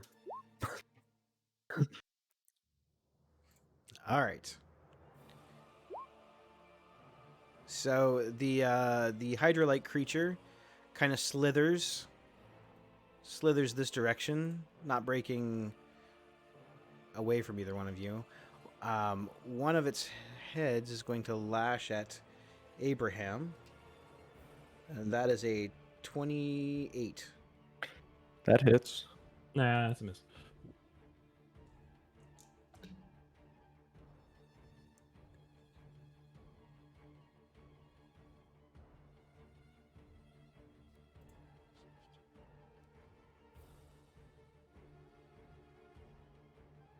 Uh, 26 piercing damage.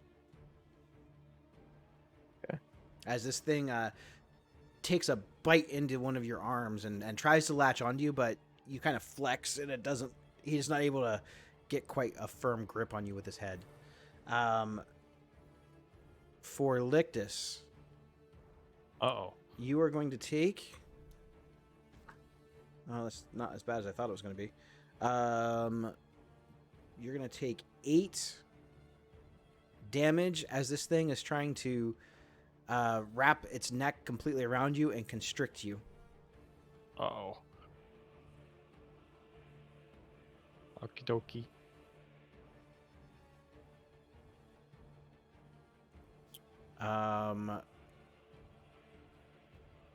Let's see. Gus, one of the heads lashes out like a whip even from that distance and tries to bite at you like some anime monster. Oh, dang it. It's Gotta move further back. 20. Does a 20 hit? Yep.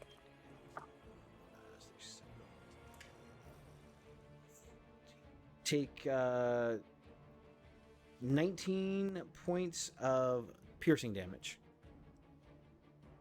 Ouch.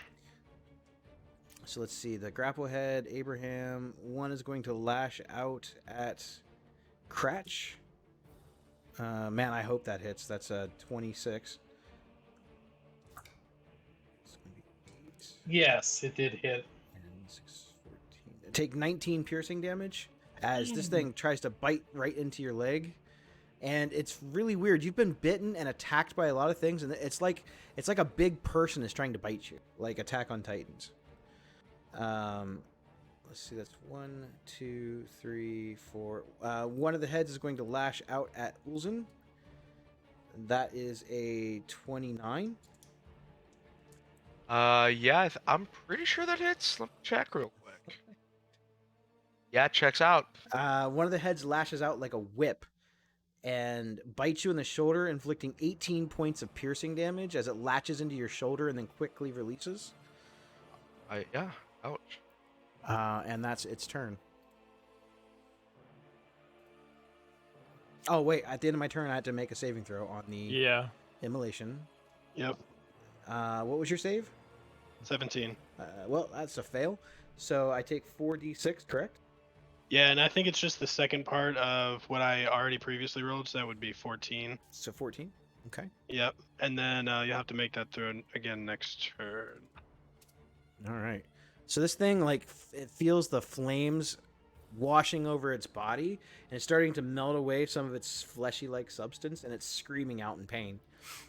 Go ahead and take your actual turn now. Oh yeah, me. Hey, what's up? Okay. I am going to move. Oops. 5, 10. And I am going to. I've seen everyone's been hit a little bit, right? Mm-hmm. All right, I'm gonna cast. Use the book to cast Mass Cure Wounds to basically Lictus, Abe, and Crotch and myself. So 3d8 plus my casting modifier, which is plus 5. So 3d8 plus 5. 2, 3. All right, everyone gets 17 heals back in who I called out.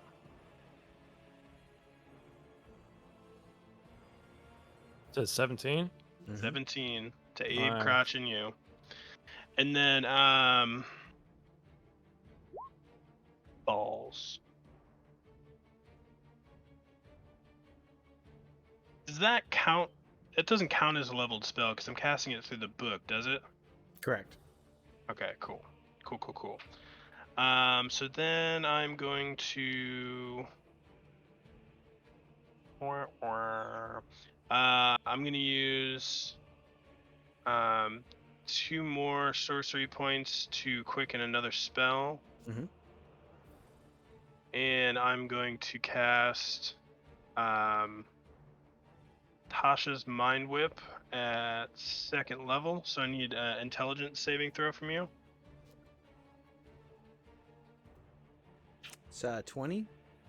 20, that will succeed, so I believe you take half damage. Trying to fail.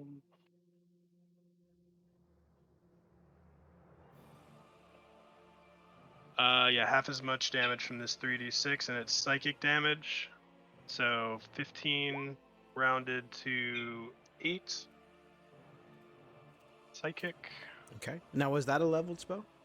That is a leveled spell. That's 2nd level. Go ahead and roll off of the wild magic table. Alrighty. That is a 17. 17 is you grow a long beard made of feathers that remain until you sneeze, at which point the feathers explode out from your face. So what kind of roll do I make if I sneeze to see if I sneeze? I guess it's kind of just up to you. I think it's just more of a role playing thing. Like you could be in the middle of a conversation with somebody important and then you sneeze and then your beard just like explodes. That is going to happen. And then I'm going to roll a d20 for the leveled spell. Yep. And that doesn't work. Okay. All right, that should probably go ahead and end my turn. So you guys see Gus radiate some healing magic from the book that he obtained in Ravenloft. And then he like snaps his fingers in a weird way that you've seen him do before as he launches another spell in rapid succession, dealing some sort of damage to the creature as you hear it reel. And then he grows this really long beard.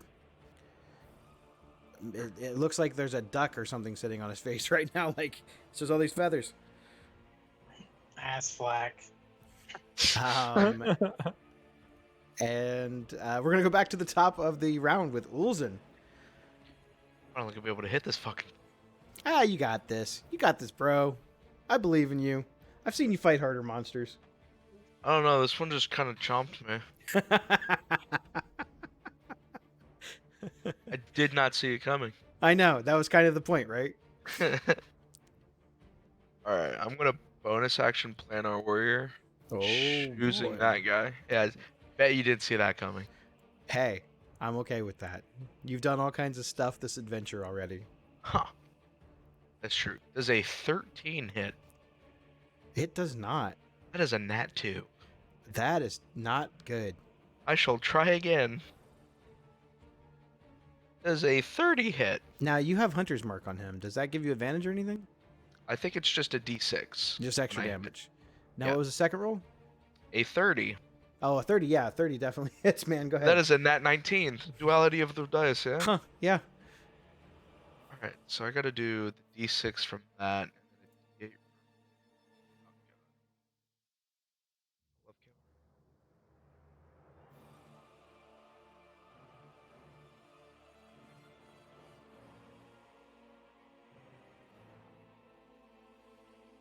That is 23 force damage. Ooh, that's a pretty good shot. Yeah, I rolled an 8 and a 6, and then another good d8. Very nice. So you see Ulzen fire 2 quick shots. One glances off one of the sides of the cave wall. Maybe he's reeling a little bit from the pain in his shoulder. But the second one, he clenches his teeth down and he dead aims, landing on the target and inflicting a decent amount of damage. Do you have anything else you'd like to do? Do I have an idea of what this thing's range is? Because You- it's hitting so far. You don't have any idea how far its range is.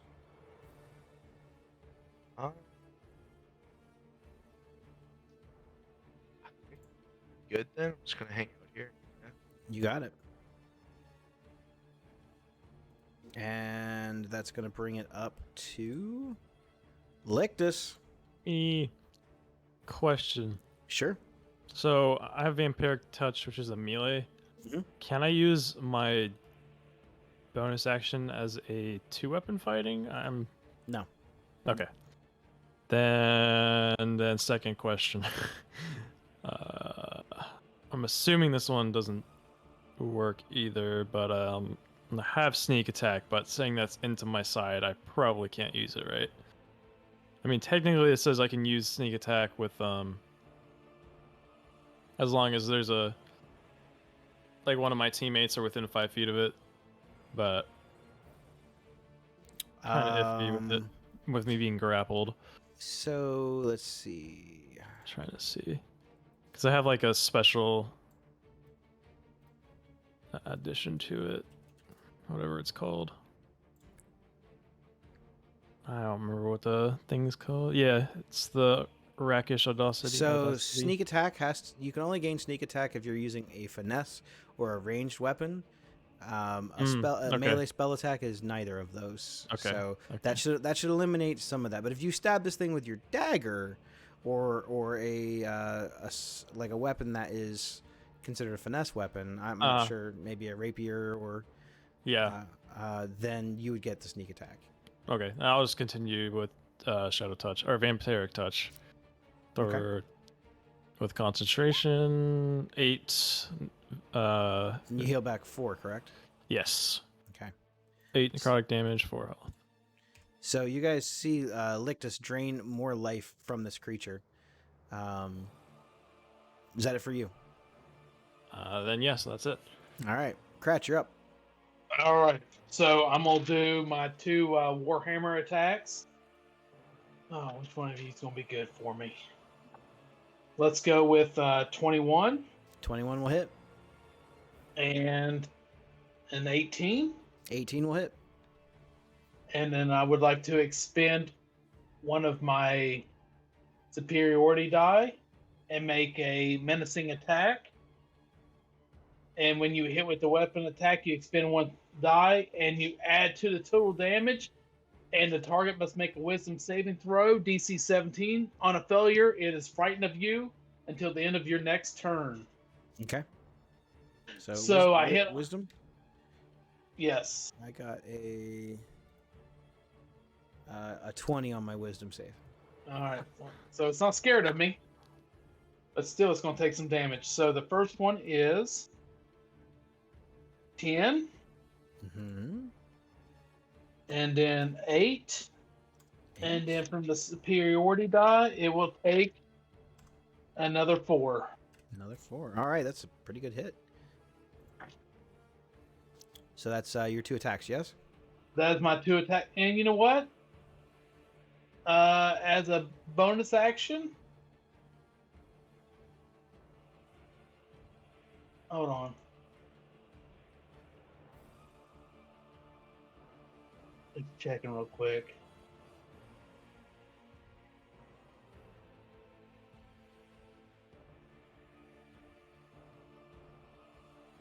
You know what? I'm going to go ahead and use an action surge and attack one more time. Okay. Yeah, brother. Oh, God, here we go. Good luck. Fuck yeah, 28. That'll hit. And it will be You get a full 14. action. That means you get 2 attacks. Oh, sweet. So that'd be 14 for the first one. Yep. And does 17 hit? 17 does hit. Oh, sweet. And that would be 7 for the second hit. So you see Cratch just start hammering at anything on this fleshy, arm-ridden beast that it can hit. It's just hitting its body. It's hitting him in the neck. It's hitting him in the faces. And he does a pretty significant amount of damage to it. It's hammer time! This thing is bleeding profusely. This, like, strange... It looks like blood, but it's sort of thick, like ichor coming out of it. So when I'm done hitting it, I just want to grab my hammer and just lick the tip of it. And just make eye contact with one of the eye heads. Make a Constitution saving throw. Son of a bitch! I was about to say, sure you want to lick that stuff? Yeah, that's. I think I Cratch rolled a is nat smart one. enough. Oh god. I rolled a Nat 4. one. Okay, I won't tell you what happens yet, but you'll know soon enough. Oh, Oh, God. Roger. Go ahead, Abraham, you're up. So, kind of again, just totally thinking that Olsen's inside. I'm right here. You asked him where he was at, and he was like, "I'm over here." Yeah, but like between the rage and just the reckless attacking, I mean, I'm just screaming out the top of my lungs, like, it's a total search party for you. I mean, now you are playing like Will season 1, right? Stranger Things. Like, I need some lights to find you. Let's see here. So taking 2 swings with the great axe. So 27 on the first swing, That'll hit. and second swing is a crit. So I'm gonna resolve damage for the first one. So 1d12 plus 6. So 8 plus 6, 14, 16 damage on the first swing. You got it. How much did I say? Did I say 16 or 14? You said 16. 16. Okay, then that's correct. Okay. So second one is double dice, only single modifier. Okay, so 11 plus another d12. The d12 was a... The d12 was... Oh my gosh, I should have just... the d12 was a 2, but it re-rolled into a 4. Okay, so for... Do you double the rage damage or no? No. booty. Okay. So 11 plus 4, 15 more damage. All right. So Abraham strikes at this thing, yelling and growling at it like a madman, still thoroughly convinced that his buddy Ulzin is inside of this thing. And he is slicing and hacking. Blood, ichor, thick, gross is spilling everywhere. This thing is looking very weak, though. I'm gonna get to you, Olden. Just hang in there. All right. And with that, the creature lets go of Lictus. Yay! And you hear it let out this vicious scream that causes a sharp shooting pain in your head like the one that you heard before. I need everyone, yeah, you are all within that range, to make a Constitution saving throw. Yeah. Aw. God, I thought that was in that one again. Good. I'm gonna use Tide's Chaos for advantage. You got it. Excuse me. Damn. That's an advantage. Starting to sound like the monster. Thank God, because that first one was in that one. The second one was in that one too. Are you fucking kidding me?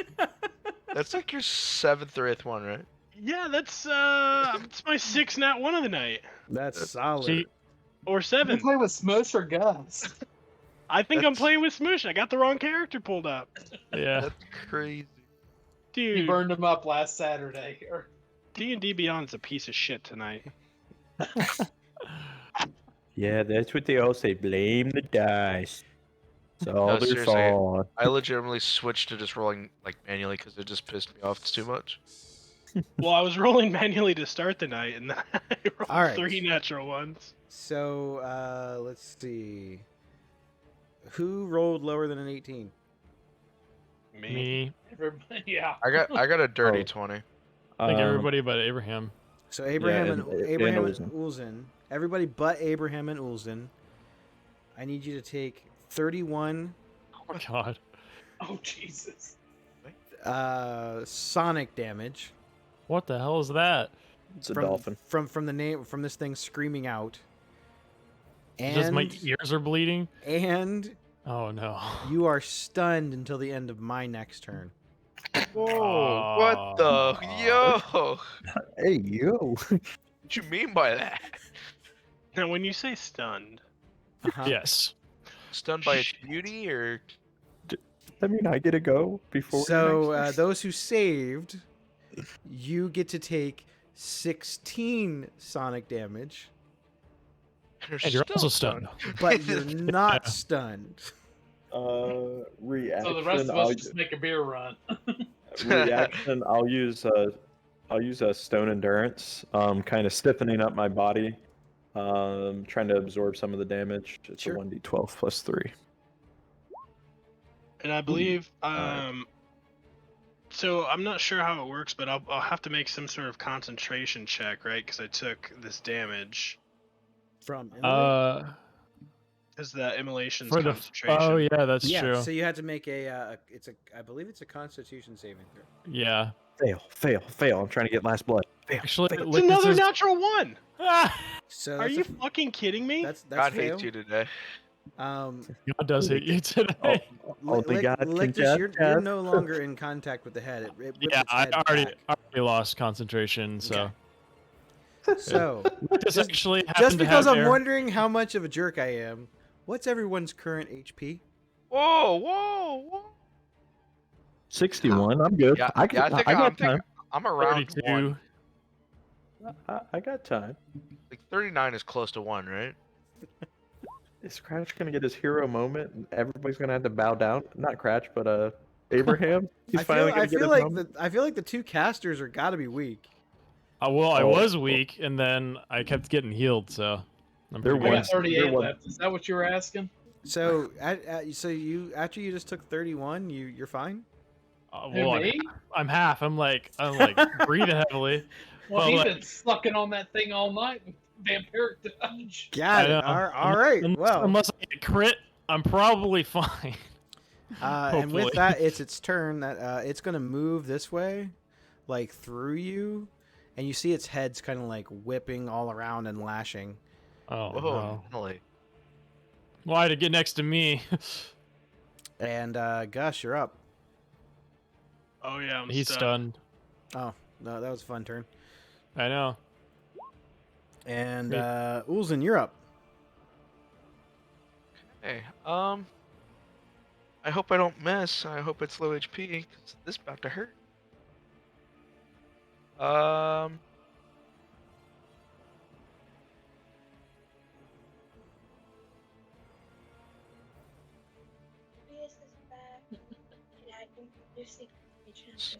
oh. Okay, I'm gonna Okay. bonus action kind of warrior, choosing the thing. Mm-hmm. I'm gonna fire away. Do it. That is a 27 to hit. 27 hits. You can do it. 13 force damage on the first shot. Nice. I'll shoot again. That is Did you? Are you eight. adding your hunter's mark? Yeah, I rolled a 1 on it. Okay. Does 16 hit? Wait, that's 18. I can't do math. 18 does hit. Okay. So I get hunter's mark on both attacks, right? Yes. Anytime you hit. That I guess that's true. Rangers are so fun when they get hunter's mark. Like not gonna they, lie, I'm- like the ranger class is kind of weird because they do some stuff, but most of the time they just want to hit it. Yeah. They just want to hit the monster. Yeah. That is 10 pierce damage. Nice. I think monster is an understatement for this thing. Yeah. And with that, I- finish it off, Ulzen. Yes! I mean, yay. Does this thing have a appendage? Has lots of appendages. What about low hanging fruit? Like, no, not that you could see. What That's my do I know? trademark. Do I know which head ate me? You do, yeah. I'm gonna put 2 shots in that one. Nice. Both of So- the eyes. Does it have eyes? It does. Yeah, it has these like Yeah. weird Both sunken Well, like that's black my eyes. eyes, right? For both of the eyes. Yeah, did you not get to see the cool picture? Here, I'll show you the picture again. You ready? should. Can you send wanna it in see the that? Discord? I want to see. Look at that picture at will. There you go. Can you put that in the Discord? I can, yeah, I will. It's It's- so it's freaking on the map. cool. Oh, I see the token. I'm No, blind. it's like a real picture. Oh, there it is. Oh Yeah, wow. I That's just put it in Discord. That is menacing. What? That's actually a picture of a miniature that someone created for this monster. That's so cool. So freaking cool, man. And with that, Ulzen fires a shot into the head that swallowed him, and a second shot piercing both of its black, deathless, terrifying Sockets. eyes. And the monster drops, just lays lifeless. And you guys win. Yay! And we Um, dead. No. I was like, man, if I got one more round, I feel like I could have probably dealt some serious damage to Oh, you yeah. guys again. For sure. I will try to split the gut of this monster. Still looking for Ulzen. Where are you? Where's the detonator? So are these heads human sized too? No, they're Are huge. They're big. They're here. Okay, so Yeah. never mind. They have I was like a gonna tr- weird, like creepy human type quality. The best description I can give you is imagine like the giants from Attack on Titan, but with no hair and like black eyes. That's just kind of the look. It's like this grinning, menacing, like human face attached to this long neck. That's so creepy, man. Can I have Yeah. Lictus try and draw this thing for a second? Sure, yeah. Yeah, I'm definitely gonna pull out a piece of paper and just draw this to my best of my ability. Assuming Now, that Lictus as can. as you guys are kind of recovering and figuring out the assessment of everything that just happened, your brains are suddenly flooded with this like memories floating back into them. And you're starting to piece together some of the puzzle. You all now remember who Doravan was. He was a dwarven cleric who joined you sometime in Ravenloft and helped you in the battle against Strahd. He ventured with you outside of the realm when you guys were after the battle, and he has been with you this entire time. You're not sure exactly when he went missing, but it was the night that you found his stuff. The next morning when you found it in Ulzin's room. You suddenly remember Calypso. She was a druid that you had met on the way to Waterdeep. Everything in her journal was true. All of those memories, they actually happened. You now have all the memories back from your friends that this particular creature has eaten. Holy shit. Ate my friends. That's so this That's fucking wild. thing eats people and then it makes anything that ever knew it literally just forget about them. That is one freaking epic monster. That's Don't crazy. you forget about me. Jeez, man. Whew. I've been so excited to do that reveal that it just felt like the right time. So now that he's gone, what was your inspiration for him? Yeah, really. I'll tell you guys off channel. Oh, okay. Okay. I'll tell you off stream. Now it looks like you are in some type of a cave. You're not entirely sure where. Like, this didn't fade? No, you're actually in its lair. I'm gonna cast light again, cantrip, on my finger, and just kind of have a look around, see. So the recollection that you have now, like I said, as your memories are starting to fade back, you're not exactly sure where you are, but you at least know how you got here now. And how did we get here? You chased this thing after you saw it devour this child in the street. You all just jumped into the nearest sewer grate you could as this thing fled, and you chased it for a while. Were we able to save the child? No, Or is he done the with? child is dead. Oh, the child is way gone. But it looked like it was like eating the child while it was like just its head. You were just following its head. You couldn't see its body. So you follow this head, and it's I kind of want to like paint this picture for you, right? So this head came up from the sewer grate with this grinning, pale, creepy, dark, sunken eyes, and it's got this like little halfling child in between its teeth, and it's just gnawing on it. And it's kind of smiling at you as you're watching its head retract backwards. And you guys are just chasing it the whole way as it's just smiling and gnawing at you, and looking at you. While it was eating, it couldn't sing its song, which is why you were able to keep up with it. So imagine like a slinky being stretched all the way out and then retracted back like a spring. And you're just watching this face just glide back down this hole. Wow. Oh boy. You went into the sewers, but then you went into another place that was, it looks like it's deeper than the sewers. There was some other type of a tunnel this head came out of that was even further into the ground. It's beneath the sewers. Now that the battle is done, Abraham looks, after he drops his rage, everything else, he kind of falls into this like really deep depression, like obvious sadness on his face, something that not many people have seen. Yeah, from what you remember, Doravan actually had a pretty good bond with the group. And Calypso, the druid, her and Ulzin, they had become like good friends, and she was pretty good friends with Gus too. They spoke that nature magic to her. I can't believe she's gone.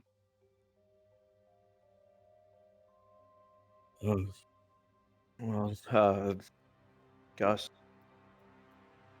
Yeah.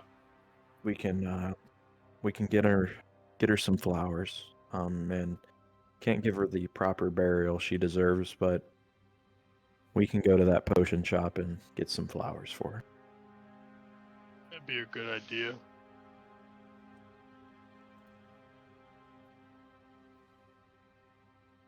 Do you think she'd like my new duck feather beard? She would love it. They're no longer in pain now, and that's the most important thing. Yeah, okay.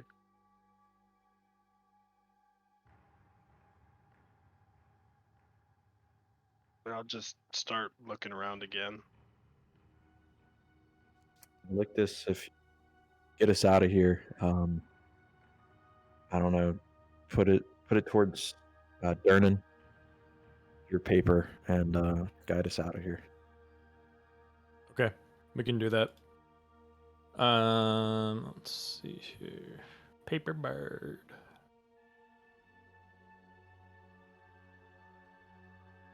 Okay. Actually, I'm kind of curious.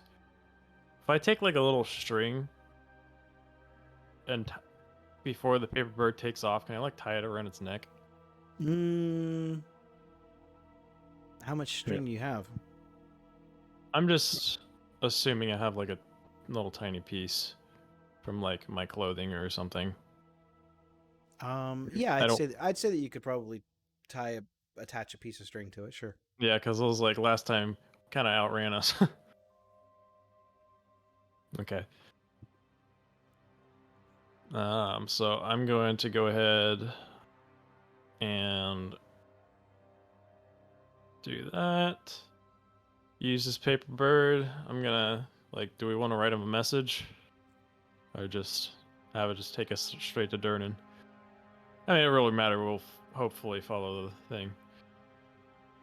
You know what? Just in case the bird goes off without us, I was like,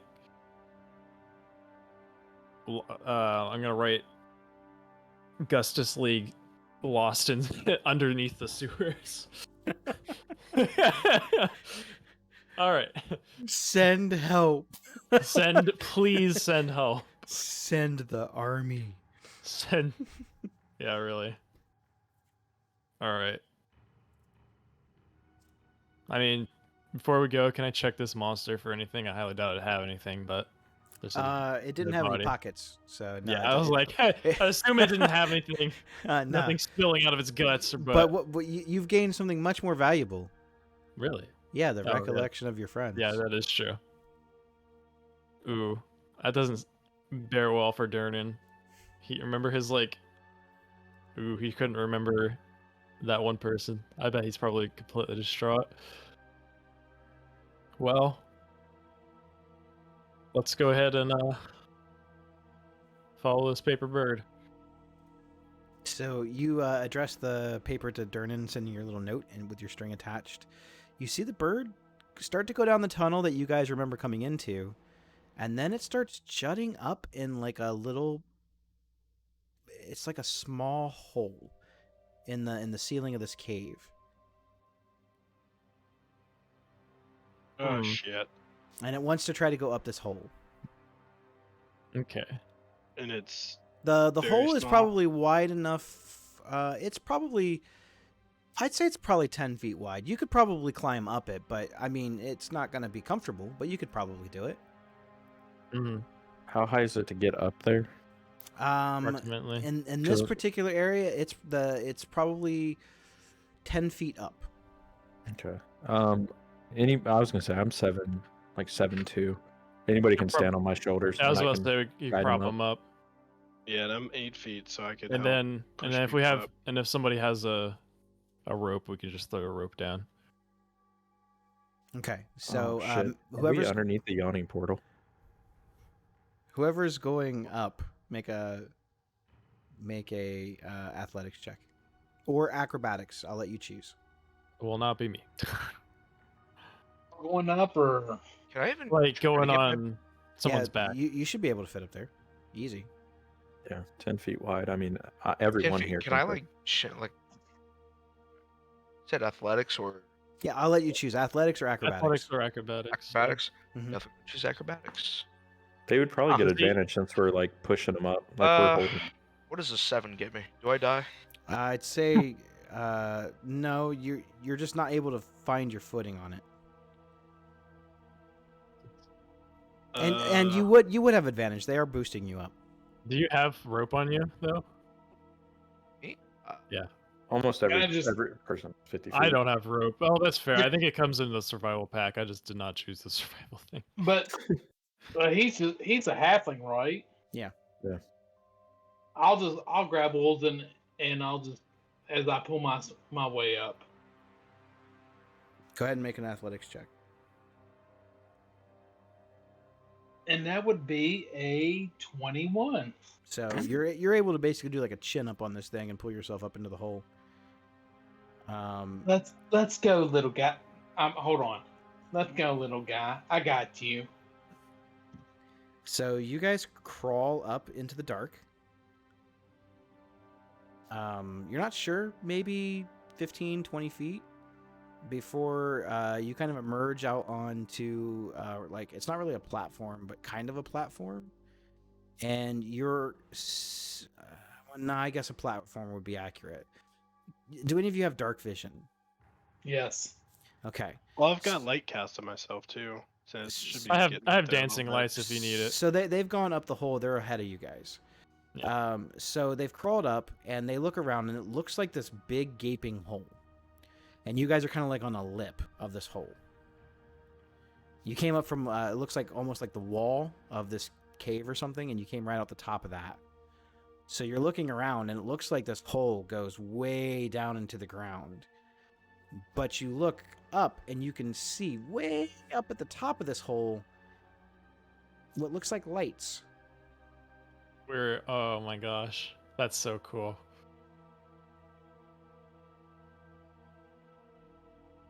What are you guys doing? Throw us the rope. You definitely can see some lights, some, and it's pretty far up though.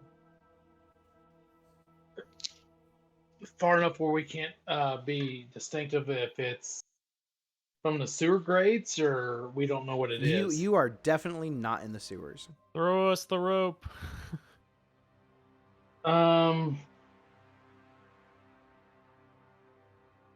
I think I have rope. Let me check. I'll say if you went with the explorer like default Yeah. thing, you And will have 50 feet of rope in your bag. That's what I usually.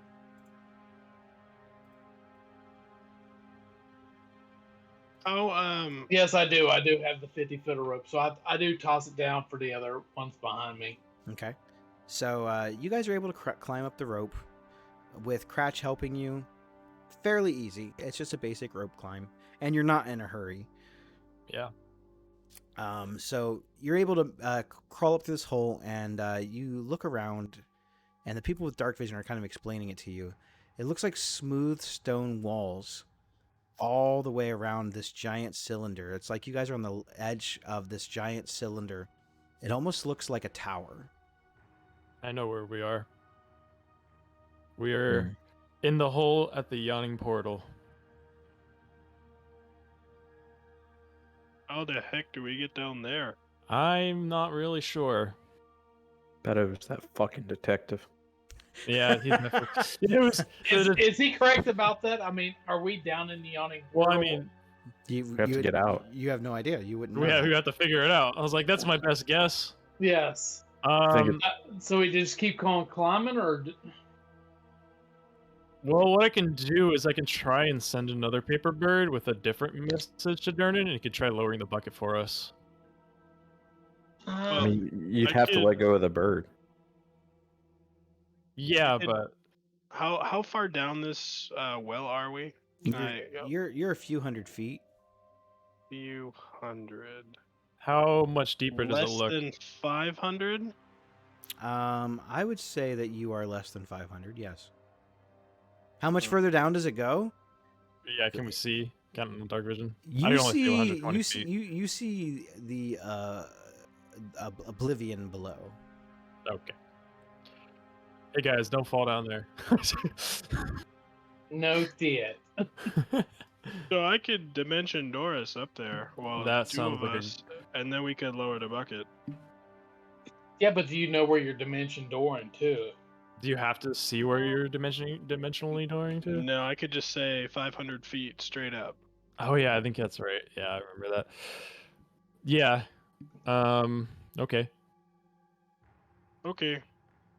I'll grab Cratch and say up, and I'm gonna dimension Doris up. Do you have to know where you're heading? Not You can. necessarily. I just need to say what direction, and it could be up to 500 feet. I don't have to see Yeah. Okay. where I'm going. Well, you better hope if you pick 500 feet and it's 300 feet from the ground, you have an umbrella. Okay. So Mary Poppins down. I assume that you're trying to land on the outside of the hole, right? Ideally, or inside the bar somewhere. Okay. So you cast Dimension Door, and you poof on the outside. You look around, and you're on the outside of the lip of the entrance into Undermountain in the yawning portal. Got Alright, so that would be me and Cratch, because I could take one person with me. Well, if I had a hold of Volzin, would that take him with us, or? No, No, it only it's takes only two people. 2 creatures. So Volzin's like, He just falls to the ground. Yeah, no big deal. son of And a then bitch. I'll start lowering the bucket down. Okay. So you lower the bucket down, and as the bucket is descending, you see there's a bunch of magically enchanted sconces that light up as the bucket reaches certain points, and it illuminates the opening of Undermountain. So it is ablaze. It looks like you're able to now kind of look down, and you can kind of make out the shape of where you think your friends might be. And it looks like they're not at the port where the bucket normally descends to. They're on like a weird spot next to it. You're able to aim the arm over and guide it towards them, but this is not necessarily the path that people normally take. You guys have come up in some other spot. Who's getting the bucket first? Oh god. Send the smallest one first.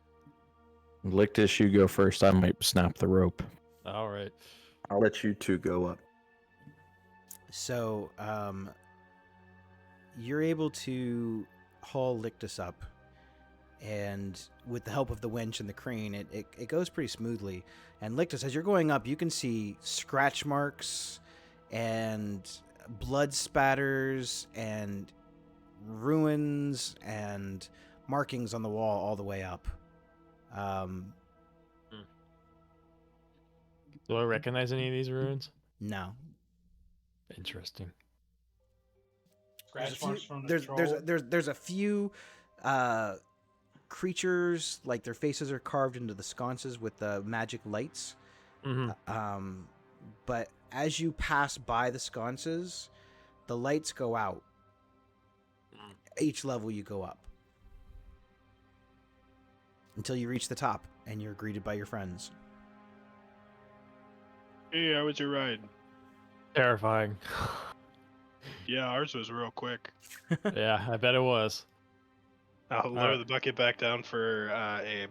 After a couple of seconds, did Ulzen get up yet? No, Ulzen's next. Ulzen's No. next.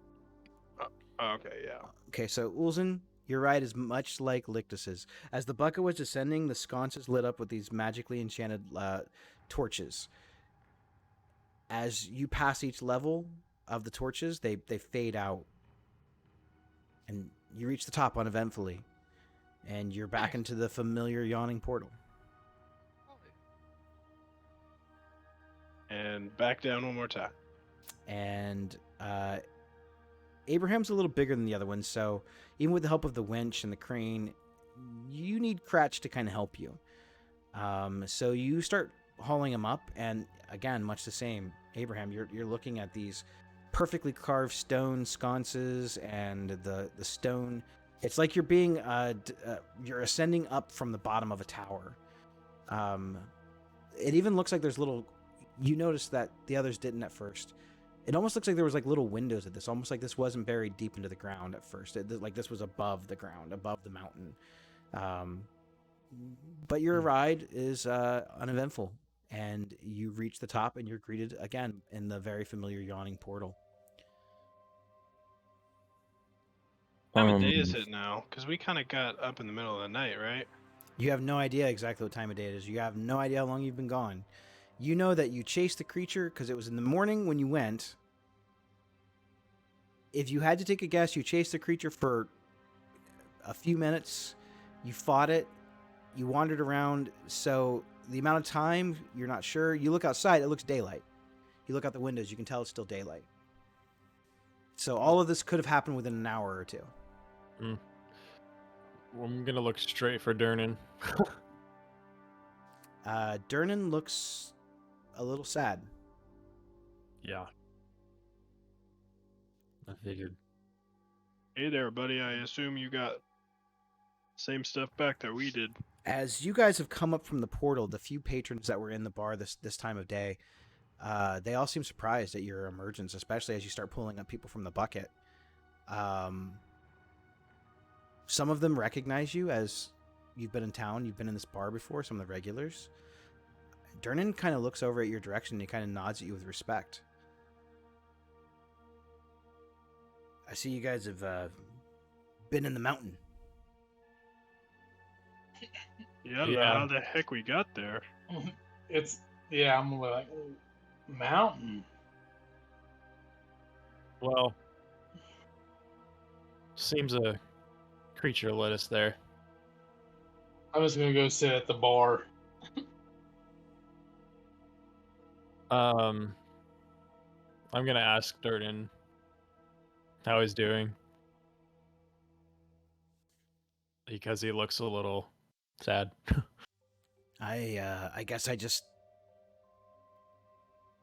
was flooded back with all these memories of me wife. Yeah. A wife I didn't even know I had. I didn't even think I was the marrying type. Oh shit, we just Yep. that's where the picture in the background. Yep. Yeah. Oh, We happened to slay a creature that whatever it eats gets erased from existence in everybody's memory. At least as far as we know. It was pretty terrifying, I'm not gonna lie. I'm gonna pull out the picture and kind of show him what it looks like. That's cool. Your artistic ability is pretty likeness to the creature, especially the faces. And Durnan kind of looks at it and he goes, I've seen that face before. One of those faces. Really? When I was in Undermountain. What is it? Some of the locals in one of the forests down there. They talked of a creature with many heads that ate the living. Hmm. And it was feared by all.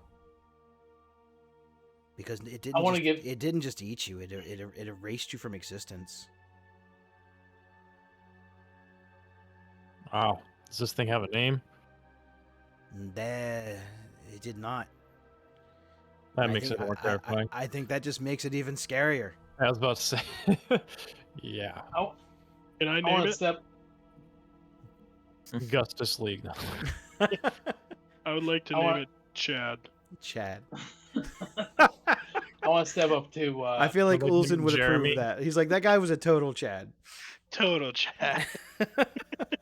I'll step up to Dern and I want to buy a round of drinks for the group, but I want to do the forehand, that forearm grasp with Durnan and the like forehead to forehead and be just like, how you've been through something with somebody and you realize that you felt the same pain as them. I respect No you, words- lad. I respect you. Yeah, no words need to be spoke, but you just want to grip and. I'm sorry I about know. your friends too. Because he That just remembers makes- he remembers them now too. Yeah. So, and then I turn around, just slam my hand on the bar, and then it's like, drinks to remember the fallen. There's a moment of like weird silence as everyone salutes and they take their drink. And I want to raise my glass and look at the portrait behind the bar with him and his wife. What was your wife's name, Durnan? We called her. I don't know what her birth name was, but she went by Darla. Darla. I just called her my darling, you know. I understand. To Darla. To Darla, and to your friends. Just makes me wonder. I noticed that I feel like the reach of this creature went further than we realize.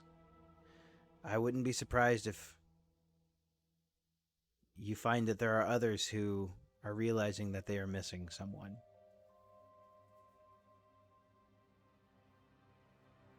Yeah. That's what I was thinking.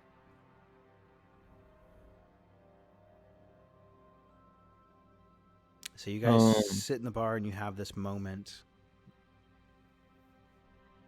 Does when anyone want to do anything? I would say when we do the when we do kind of like that cheer of the fallen, I will cheer like very low on my breath. I'll say my son's name.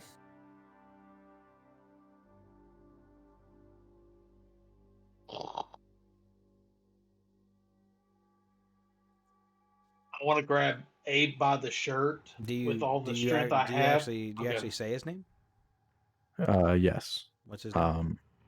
His name was Andy. Andy. Ooh. Okay. So I'd like to grab Abe by the shoulder, like his shirt, with all the the strength I can muster after what we've been through. And I want to go, thank you for saving me from below. I owe you one. It's in the end, it wasn't worth it, was it? What? I mean, an innocent kid died today, and the thing I told him that he would grow up and be somebody someday, and I've already made that mistake once in my life, and it seems every time I say it, it never turns out the way I wanted to.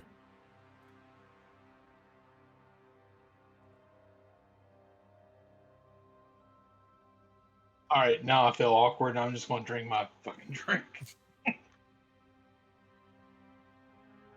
Hey, Durnan, what time is it? It's a couple past noon. Oh, we were gone for a little bit. Did you say time works a little bit different down there? It does, yes. Is it still the day that we left? Whatever the date is? Yeah, we're past the investigation. I'm not sure. How long do you think you've been gone? Would we by chance know the dates of the day that we went down there? Yeah, Sure. I'm can sure we- he would know. I mean, The date- I don't remember what it was on the calendar, but yeah, you guys would know. He would know Okay. about the explosion. Yeah, I was about to say we could say the day of the explosion Yeah. by whatever street. Yeah, You're that on. that still happened this morning? Yeah. Well, that's good. Okay. Well, we're past the 1 hour. I'm is Volo in the bar? I know his token's there, but I'm not sure if that was intentional. He is actually there. Yes. Okay. He I'm does gonna he does hang out here quite a bit. I'm gonna go over to Volo, and I'm kind of gonna expect him to not know what this thing is. Uh, Just going off of the rarity. You can go ahead. I was gonna say, I'm as Abraham. I'm actually going to um, leave the bar and head home. Like I'm going to sleep. I Okay. know it's only noon or whatever, but yeah, I'm going. So Hopefully, Abraham, hopefully You it's tell real. us.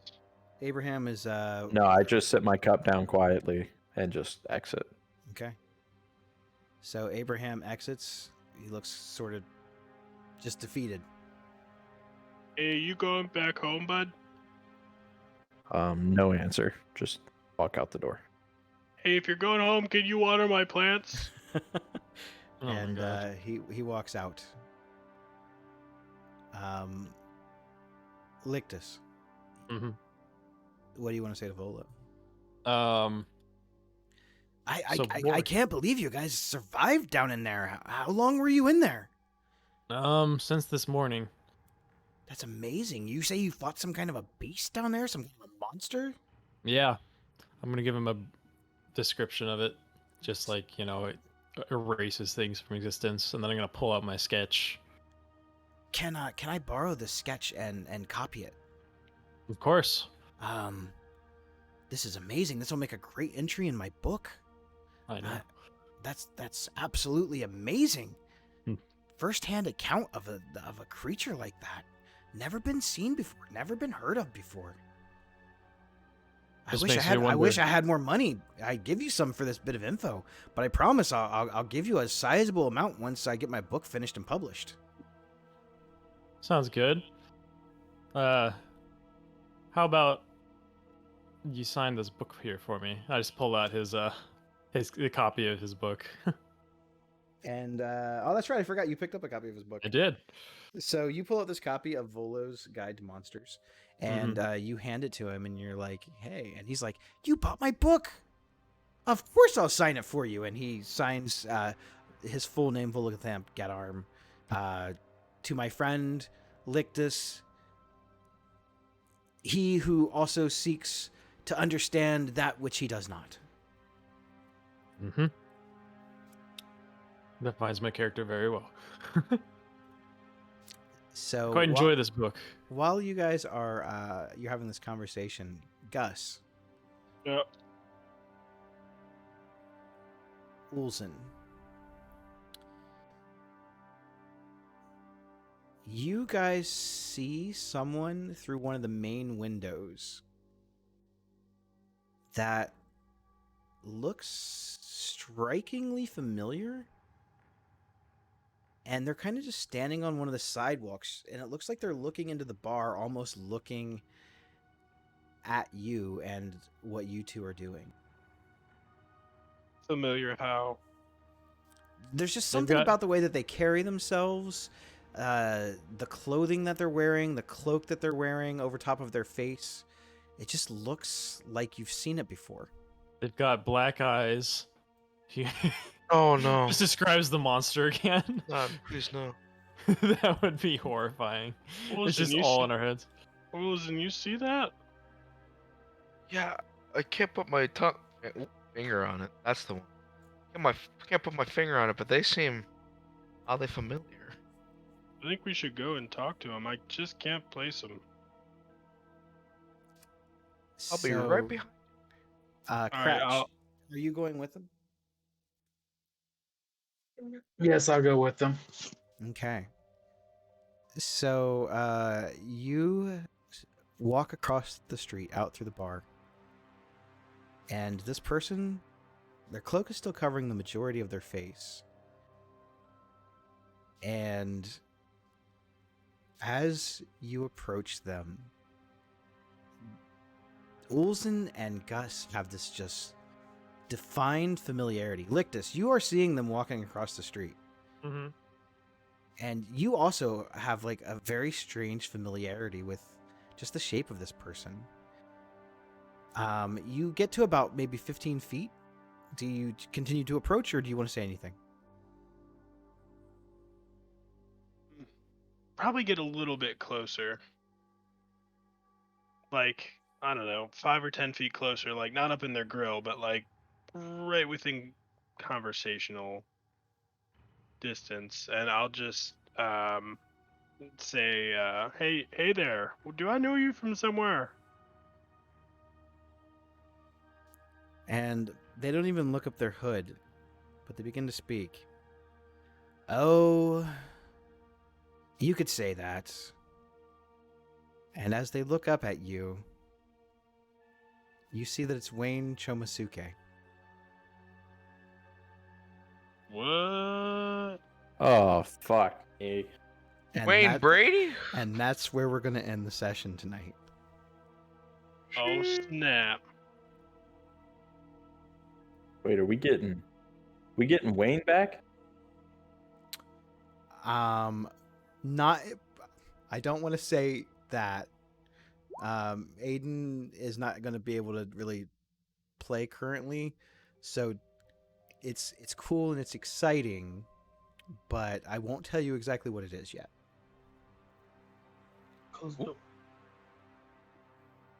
Nap. Don't worry, I already talked to him. I was like, hey, I want to use your character in a thing. Is that cool? And he said, yes, absolutely. So, Kev, I DM'd you on Discord. okay. I know you're doing shit. Okay, cool. So yeah, folks at home, everybody, the triumphant return of Wayne Chomasuke. I think I'm saying his name correctly. Wayne Chomosuke. He was one of the adventurers that was with them in Barovia. And I thought his last name was Brady. we just called him that. Oh, I never knew his actual last name. Who's whole point?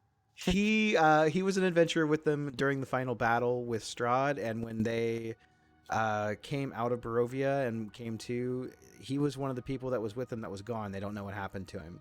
So for the weeks and weeks that they've been traveling and been within the city, they've not heard hide or hair or peep from him, and now all of a sudden he's just there. So it's pretty exciting stuff. That's a really good cliffhanger. I can't give it better than that one.